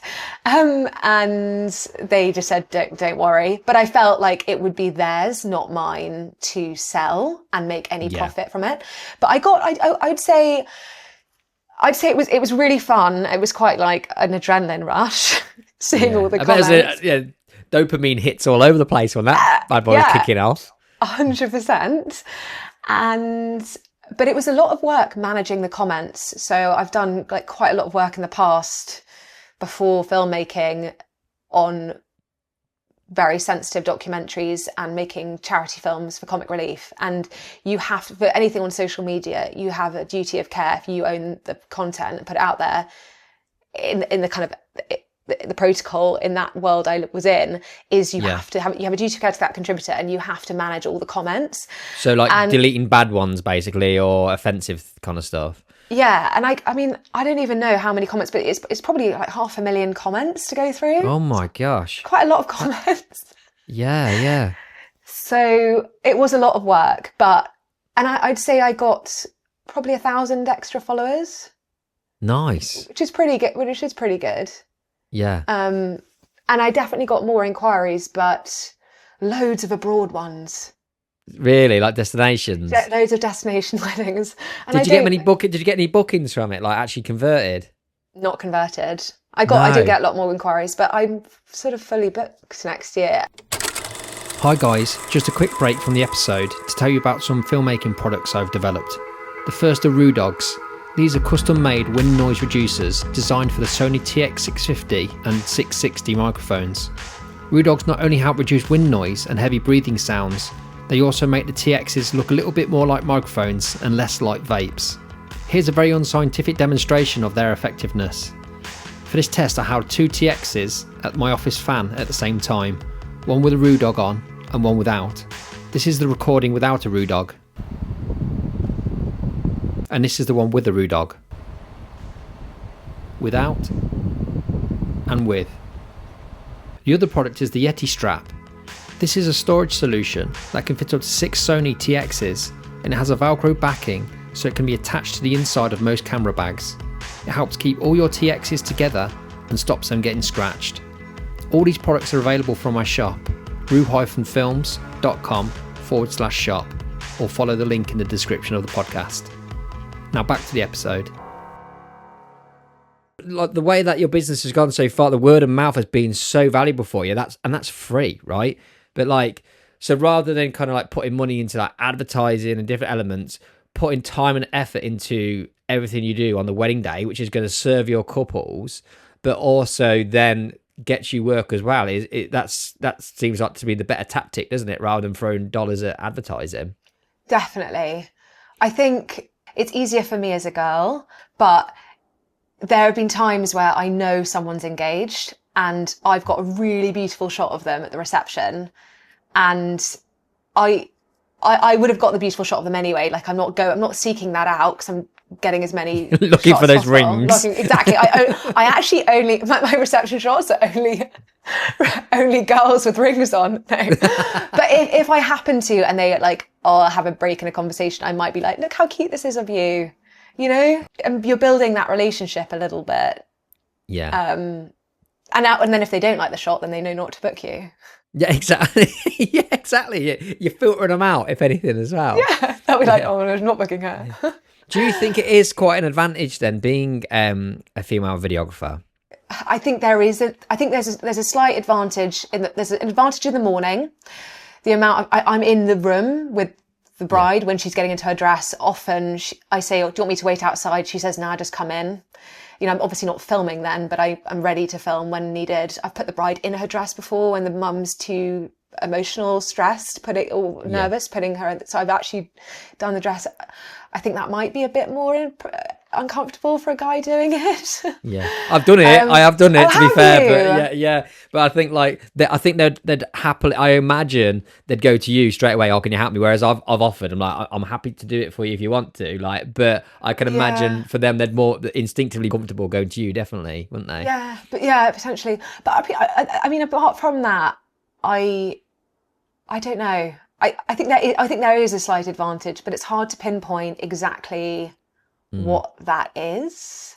I think my kind of my theory is I feel like I've had to train myself a little bit, and mainly from my wife kind of like breaking down and my films for me and stuff, where there's things that she's noticed and going, oh, the bride won't like that because of this, and I've like, it would be something to do with like the dress, how it's sitting, or certain things like that, and which I instinctively wouldn't have known, but I pick up on them, and I feel like kind of like as a female, you're more in tune with that, knowing how what a bride would prefer. Do you think that's a fair thing to say? Yes, I think. Yeah, I think that there are little things that I have noticed in the way she like stands, or about maybe like a profile that she doesn't really like. Yeah. You know, that I've had a bride who just said, I really, really don't like my side profile, but I think we could end up having that conversation because I was talking about like my wedding photos and how I felt in my dress. And so it kind of creates a platform where a space where we've been in the same position. Yeah. And you know, there's a an lot empathy, there's an understanding. Totally. And on the wedding morning, you know, she's saying things like, oh, were you nervous on your wedding morning? And I can say, oh, you know, on my day, actually, so there's a bit of, it's much easier to reassure someone when you've been in their position. And I think being married or having had a wedding, it is really helpful for, you know, I always say to the couple, because actually maybe it's not for me getting married that I know this, because people just talk about it, but as soon as you actually see the person at the other end of the aisle, you do often just, the nerves just go. Yeah. And I think telling a bride that, or me being able to say, genuinely, I was really nervous. I walked in, saw Nick, and everything was easy for the rest of the day. So you just need to get to that point and it will get easier. But yeah, so I think having been a bride recently, I find it easier to communicate with them and them to be open with me and ask me more questions. And the amount of, I WhatsApp every bride pretty much. They ask me advice on evening dress, like when to change their dress, what timings, because they see me, I think, as someone who's like an expert in the field kind of thing, like all the weddings all the time. And we tend to have quite similar like weddings. I had a similar wedding, so they know I've got kind of similar taste. They've seen the kind of wedding I had and the kind of weddings I do. So I think they trust potentially my advice, but by them asking me questions on WhatsApp, and I become really bad at replying to my own friends because I don't have a work phone. So I'm just like always just prioritizing my couples, but my brides. But I'm building a relationship there where then on the day it's so much easier. And I have made mistakes before because I'm still quite new relatively to the wedding, just even to filmmaking, not knowing what ISO was 3 years ago. But I once, I think it was my third wedding, I didn't press record for the confetti line. I was literally just walking backwards being like, this is epic. Oh my God, this is the best confetti line ever. Because I go woo at the same time. And I was just whooping and whooping. And then I was like, holy what? And I spoke, so I thought maybe I just won't mention it and deliver the film, and they love the film. And then I got a call, I got a WhatsApp, and the bride was like, just wondering, could you maybe put the confetti line in? And I was like, I'm so sorry. But I think because we had this relationship then where, okay, we weren't friends. We weren't friends, but she knew me as a similar, like a girl that she could empathize with. I think she saw me as more than just someone delivering their film, which I think you do. Yeah. I mean, you do this as well. Loads of videographers do this. They put their personality out there, don't they? And I really do think it helps. Yeah. I mean, like, that's so easily done. Like you say that because you've not been doing it long, but twice now I've missed the sparkler exit. I think often because it's late at night and it's towards the end, it's almost the last shot and you're a bit exhausted. But I've done that thing where I've been shooting B-roll of like the people lighting them, and I forgot I was still rolling, and I've turned up, and then the sparkler, they're coming down, and I've just turned it off thinking I'm turning it on. Oh my God. It's so easily done. It's so, and it's actually the worst. Yeah. But and I don't know if you're finding this, but in like that harsh summer light when you can't really see your screen, so you can't actually necessarily see your recording. I've even got the big red light around the outside though, and I still don't realise. No, I'm there literally like so close to my camera all the time. Like, is it recording? And the amount of shots of my feet. Oh my God. There's so many shots of my feet. Every wedding day, 4-minute shot on my feet, and then I lift up to a wonderful composition and turn it off. Yeah. Oh my God. At least we live in the same life. I like to hear that. Yeah. So this is why we should shoot together, mate. We can just shoot our feet all day and deliver that. Yeah, exactly. There's audio in there to use at least. Or not fast. There's one thing I found really interesting that you mentioned to me before, previously, before the podcast. You said that you let your couples choose the music. Is that right? So yeah, I give them the option of whether they want to choose their music or not.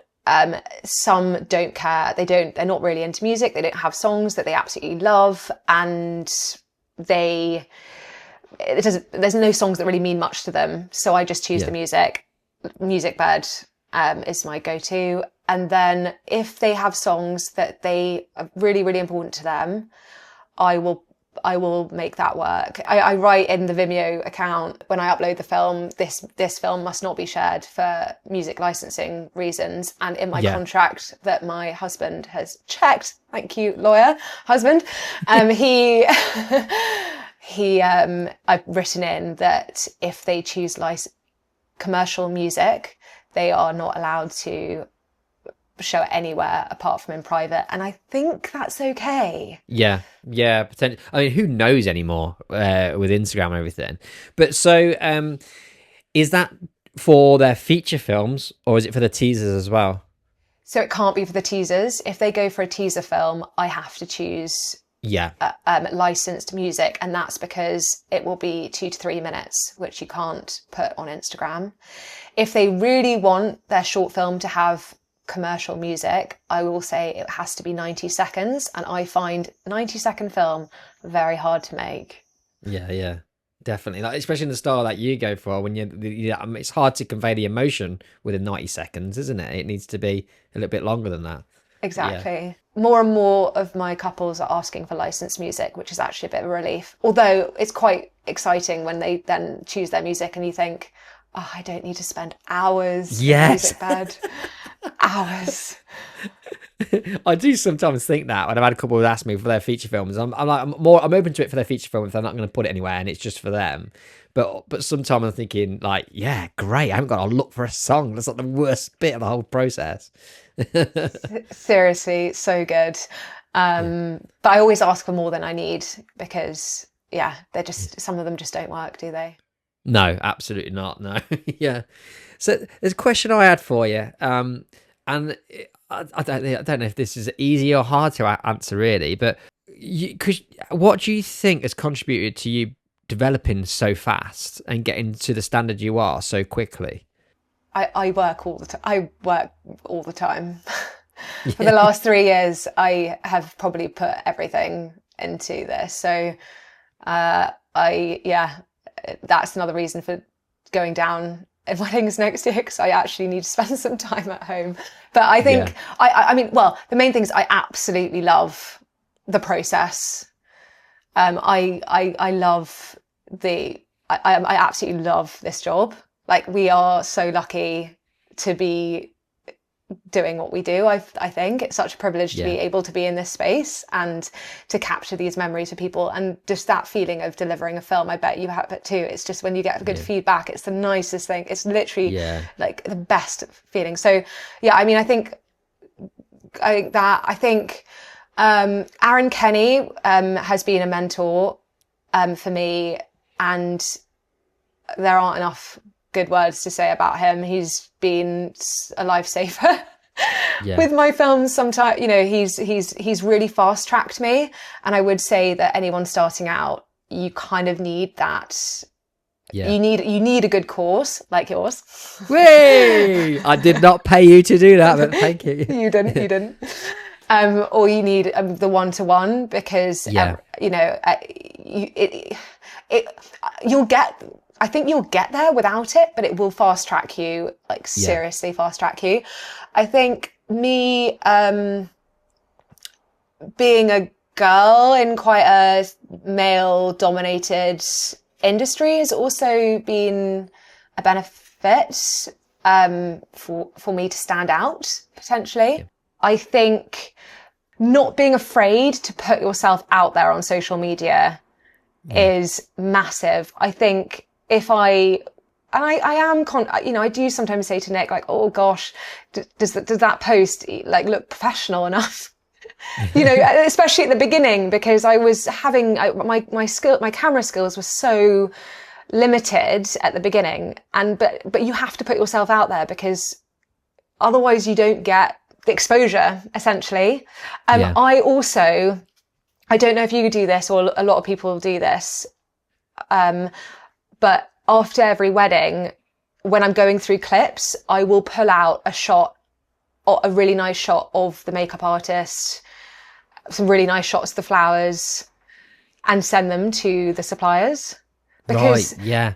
Like a little content creation package for them almost. Yeah, but not even like that much, just one each. And you know, if I don't have it, I don't have it. But actually, I give couples stills for free as well, as just I just pull out like 50 of my favorite ones, and they're not obviously the standard a photographer would do. So I would never say you don't have a photographer and only have a filmmaker who can do both. That's absolutely, I think, an absolute no-go. Yeah. And the skills are very different. But if you're pulling out those stills anyway, then just send them to the suppliers, and actually they're more likely to recommend you or post your work being like, oh, thanks, KAS Films. And so I think that's been helpful. I'm trying to think. I think also just having my niche. I have got quite a niche type of wedding of people who like my style. Yeah. It's not for everyone, but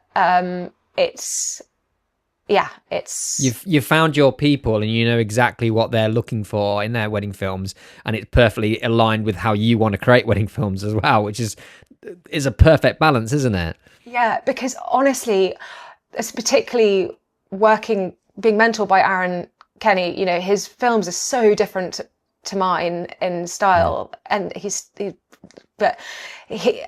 I would love to make a film like that. It's not what I'm good at. And I tried, you know, like I had a few weddings where I was trying to make those stylistic, cinematic films, and it didn't sit with me. I didn't fly with it. And I think that's where we all, as different people, have got something unique potentially to offer everyone. You know, we can just run with what works for us rather than trying to shoehorn ourselves or try and make something that someone else just made.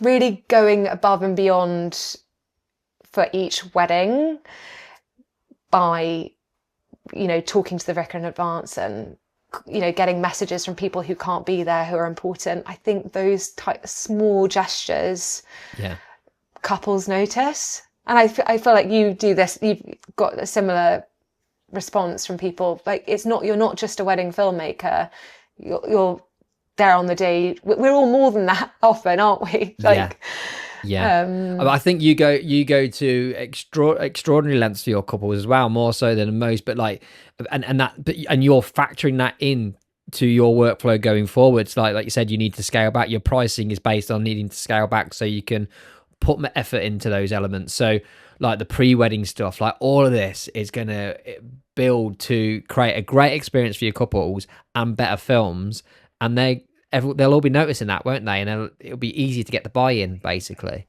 Yeah. I think also, I don't know if this is silly of me, but this is what I do. But after the wedding, I have had a couple of instances where like a year later, someone has said, oh, my sister's broken up with her boyfriend. I will actually I will actually go and replace. Would ya? Yeah, I do. And it's a year later. I've got one I'm doing now. And I've done it where, one of my couples, great aunt they're really, really close died. And so I pulled out just a separate little film just of them and didn't charge anything extra. And it was a year and a bit ago, but look, I can't always guarantee I'm going to do it because I've got so much work on, but I will try. And I think when I take on a wedding, I take on the whole process and couple and the emotional baggage to go with it as well. God, is that why I'm so knackered? Do I sound crazy? I mean, talking it through does make me feel like I'm maybe overdoing it, but crazy at all. I think I just really care.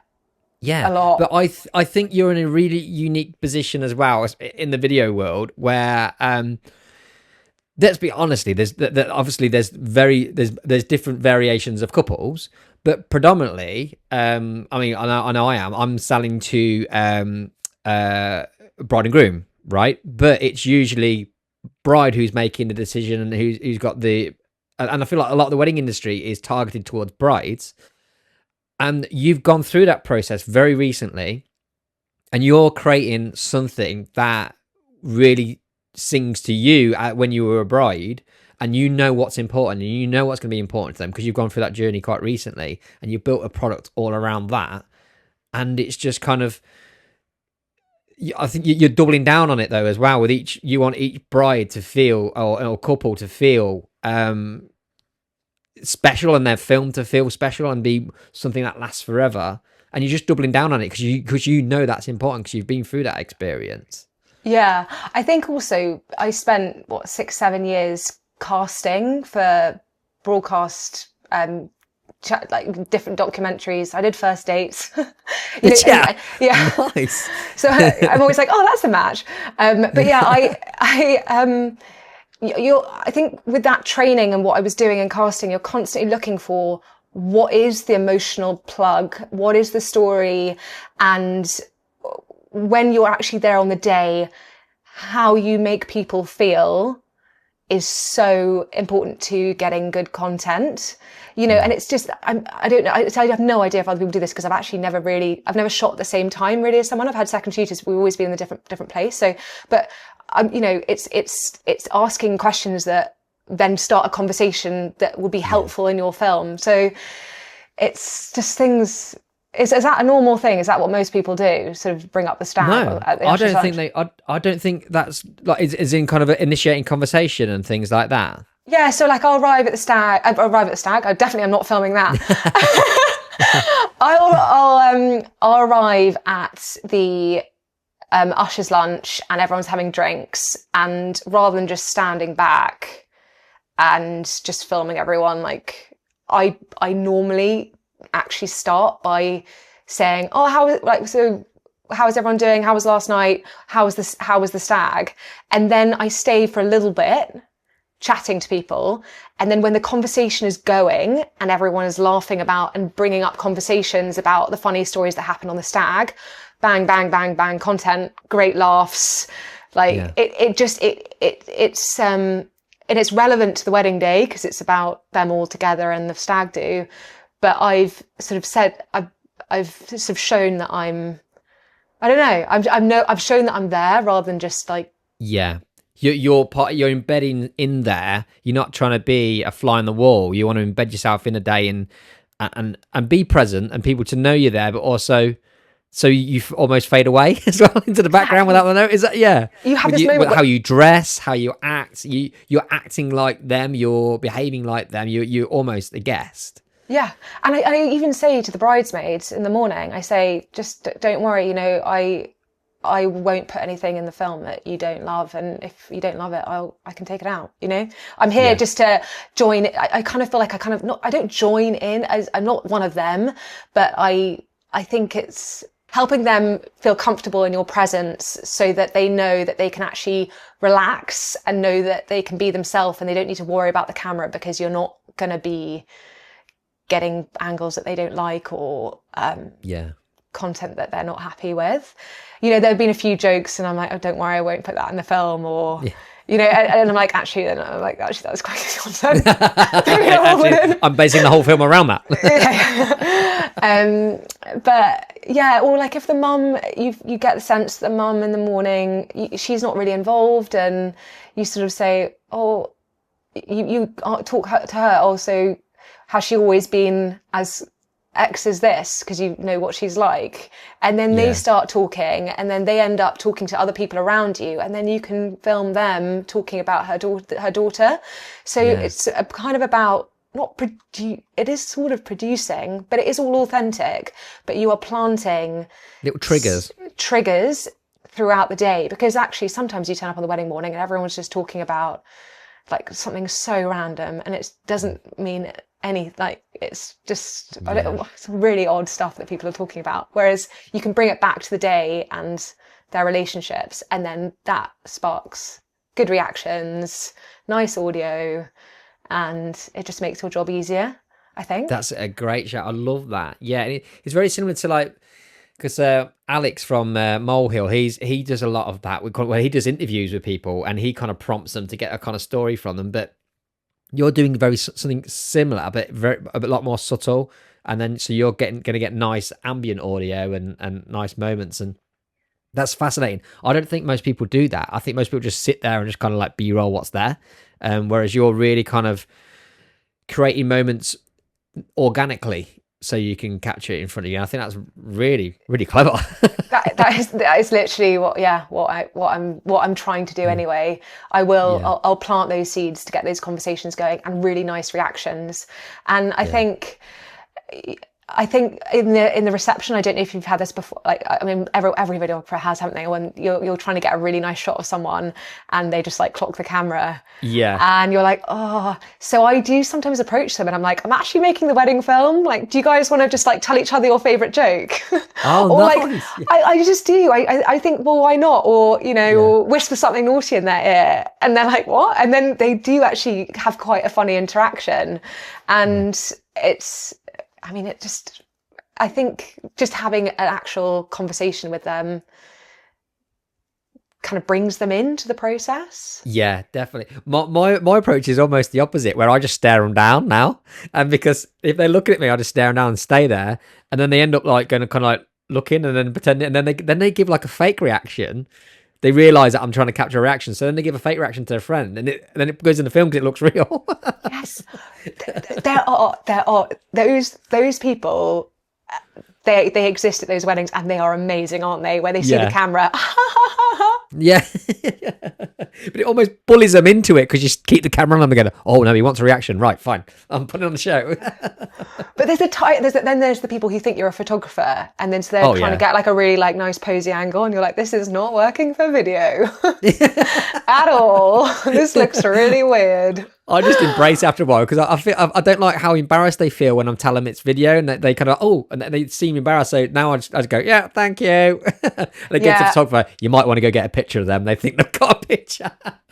Yeah, but then that's so funny you do that, because I used to do that, and then I feel awkward later down the line when they realise I'm doing video, because normally on the dance floor, then they try and do it again, and someone else is like, she's doing video, mate. Yeah, and then I'm like, oh God. Oh no, I've been doing it all day.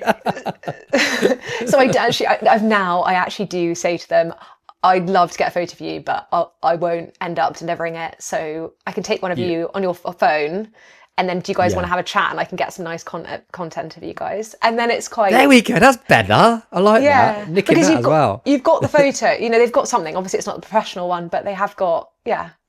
I'll take the photo. Now have a nice chat, and I'll get some really cute content of you guys. And no one's embarrassed anymore. And no one's embarrassed anymore. It is...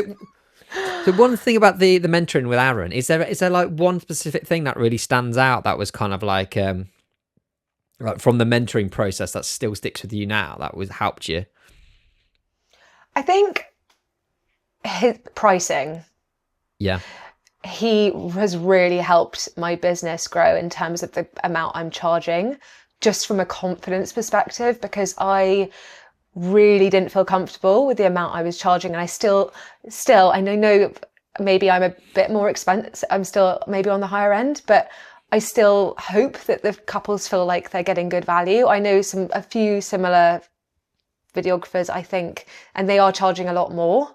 And but they have been doing it much longer, but they're delivering a similar kind of film. And so I do like my prices to feel reasonable and not crazy. And he gave me the confidence saying, you know, you're getting all these inquiries, push your prices up every time. You know, he really helped me build my prices, because I think I'd be charging half the amount genuinely if he didn't give me that confidence. He also taught me, he's been so, because I didn't know how to use it. I genuinely, the last time I picked up a camera was when I was using my dad's Hi8 camera when I was 12. And then 3 years ago, got my first camera and didn't know anything. So he really helped talk through the basics, and I think he's also helped me lean into what I'm better suited to. That's what I think is fantastic, because like you've said, yours and Aaron's style is very different, both brilliant, but very, very different. And I love that he's not tried to create another him with you. He's seen what's special about you as a filmmaker, and kind of helped you see that in yourself as well, I guess, right? And chase that kind of that route. And I think that's someone who's actually then been a really good mentor and thought about the individual, not just teaching them the technical skills or what they know. That is amazing that he had that thought about, and that care about me and my business to do that. And because I never used to use speeches in my films and started to try a bit, he watched a couple of my films and he was like, with your speeches, you need to be more intentional with them, because I was just putting the best clips because I thought that was just part, but actually there is a middle ground to be had. Yeah. Where you can have the day lead, but have the speeches much fewer than I think most wedding videographers would put in, but they still can serve as with more of a narrative. So he was really helpful there as well. So I owe him a lot. Right, I'm going to round up with the final question, and I don't know if this is something we've covered already or it's something different, but let me know if it is. But what were the biggest light bulb moments in your career so far, when something suddenly made sense and helped you progress or find the path you wanted to take? Biggest light bulb moment was about probably a year in, when I was trying to achieve too much, essentially I was trying to do what everyone else was doing. And one of my second ever couple sent me the film, a picture of her like in tears, being like, we've just watched the film again, we love it so much. And I watched that second film I'd ever done back, and I thought, this is better than the film I'm making right now. And that was a light bulb moment, in that actually you can go back to basics and strip up and make a really good film on, like, I mean, I film on 2 cameras, and you know, you've got to for speeches and ceremony and stuff, but you can simplify everything. And that was actually quite a reassuring moment. I think when I turn up on the wedding day, I don't have the same anxiety that I did when I was sort of a year in, because I'm thinking, you don't need to be thinking about 100 things. You can just be in the moment. Which has just taken a lot of the pressure off the wedding day. Did you almost kind of feel like you were losing yourself trying to chase what you thought you should be chasing, in terms of leveling up in terms of gear and adding more elements and trying to add more filmmaking elements, but really what you're searching for your films is a lot more honest and kind of simple, and not simple, but simple. It doesn't require lots of gear to capture it. It requires just a thoughtful process and an open mind. Yeah, it was exactly that. I was leveling up, increasing my prices quite quickly. And I felt like I needed more gear. I needed to cover more. I needed to make everything look so much better. And then I realized that actually my first films were better and probably worth more money.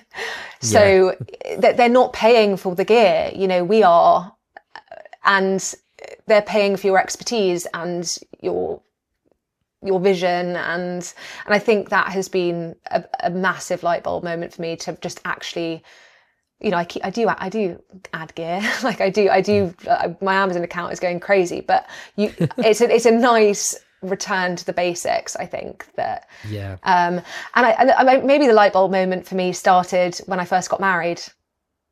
Was what I wanted as a bride, how I wanted a wedding to be filmed, or how I wanted to relive the day with all the natural audio. I love how you found the way to be true to who you want to be as a filmmaker. I think that I feel is probably at the heart of your success, that you're an honest filmmaker, and it's the things that you believe in as a filmmaker. There's nothing kind of, you're not trying to, it's not there to impress anybody else. It's there to just blow your couple's minds. And you're also, I feel like you're putting yourself in their shoes more than most do on a wedding day, and really adapting to how that day should feel for them, and creating your film. That's the heart of your films. 100%. I think because I'm used to, in my previous job as a producer, like I'm used to working for a commissioner, where what they want is more important. And that is, you know, I see the wedding film as a commission by a couple to give them a time capsule of their entire day. And that does mean arriving earlier and finishing later, but that's what I want to do to please, to give them the best film possible. And it doesn't necessarily mean crazy drone footage. You know, some drone footage, obviously, like I do, but you don't need my style, and the couples who book me just want actually something quite simple, which is the real audio and to relive the day. And that I've just about, I think, finally worked out how to do it. Like, we're doing an incredible job of it, mate. I've got like, this is a perfect point to end on it, but I can't not ask this question. 2 cameras. What's your speeches set up then? Are you doing like a wide and then a tight? It's a good question. So it depends. So for example, if the father of the bride is giving a speech in an open ceremony, in an open reception, I'd put a camera on him and then a static a static wide on the couple with their family and friends. But then if I can't, I like to be quite near my second camera, even though I monitor it on Monitor Plus. So I always have my main camera on an 85 on the speaker, and then I'll have a 135 where I'm picking off reaction shots on a monopod, often going back to the couple. But it means that I have always an 85 on the speaker, and then sometimes a static wide on the couple, but at least 1 or 2 speeches where I'm on a 135 and I'm picking off reactions of the key people, making sure that I've got everyone who's mentioned in a speech, because they often like put their hand up and I'm like, oh God, I haven't actually got a shot of them yet, but they're clearly quite important if they're being mentioned in the speech. So I'll get lots of reaction shots, and they're really good for the highlight films. Yeah. So that in that position when you're doing a 135, is it a static wide, did you say? So you've got like the speaker and the kind of couple all in? Because I'm thinking if you're going around you always need something on the speaker, right? Or is it a tight on the speaker, did you say, when you're going around? It's a tight on the speaker. It's a tight on the speaker. I mean, most of the speeches are done with like long tables and a marquee, and they're standing in front of the bar. So I'll probably put my camera on the speaker, an 85, towards the couple so that they're looking in the right direction. And then with my other camera, I will, on a 135, so super tight, I'll spend half the speech on one side and then I'll move round onto the other side and pin so I can get other people. That's so I'm basically, during the speeches, I'm trying to get as many shots as possible of people. You're shooting speeches like a photographer does. Yeah. Like, kind of like, yes, because the photographers don't necessarily worry about the speaker. They want the reactions more than anything. And that's kind of how you're approaching it, isn't it? To get those faces in, get those important faces in. And that's why monitor and control. Now I can, as I'm moving around, I can see that my camera, I can change my focus if I need to, and on that camera on the speaker. Because a lot of people I know would be scared to leave that camera, that A cam on the speaker unattended. But I would rather monitor it and get all those other reactions. Yeah. And that's brilliant, because you can change everything, can't you, with monitor control? You change the focus, you can change exposure, you can change everything. Exactly. Yeah. And then if there was a problem, you can just go back to it. You're not that far away, but there hasn't been. It's been amazing, like proper game changer. And then I deliver full speeches, but they've got loads of reactions in. Yeah.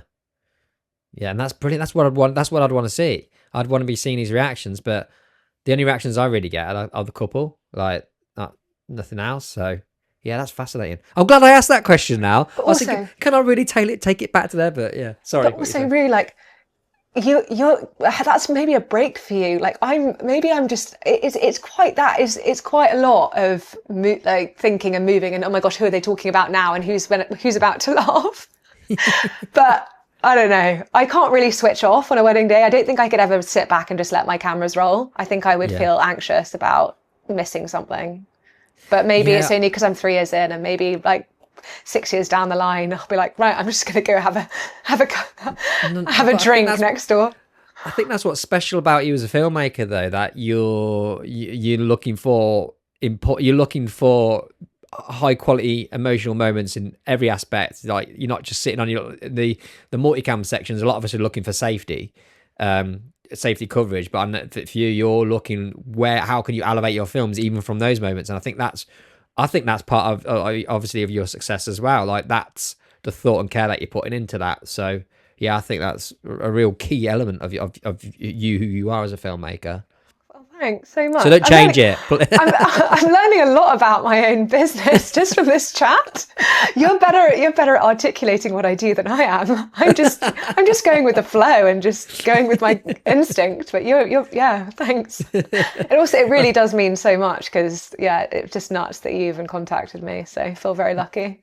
Mate, it's been awesome. I've loved deep diving on your work, and I absolutely loved this conversation. There's been so many golden nuggets I've taken away from it, and I'm going to go have an existential crisis. I was sat down with my wife the other day going through your work, and I was talking about like how much of this I feel like there's so much in your work that's missing from mine, which I feel like I need to try and bring in, like that how you work it. So it's been.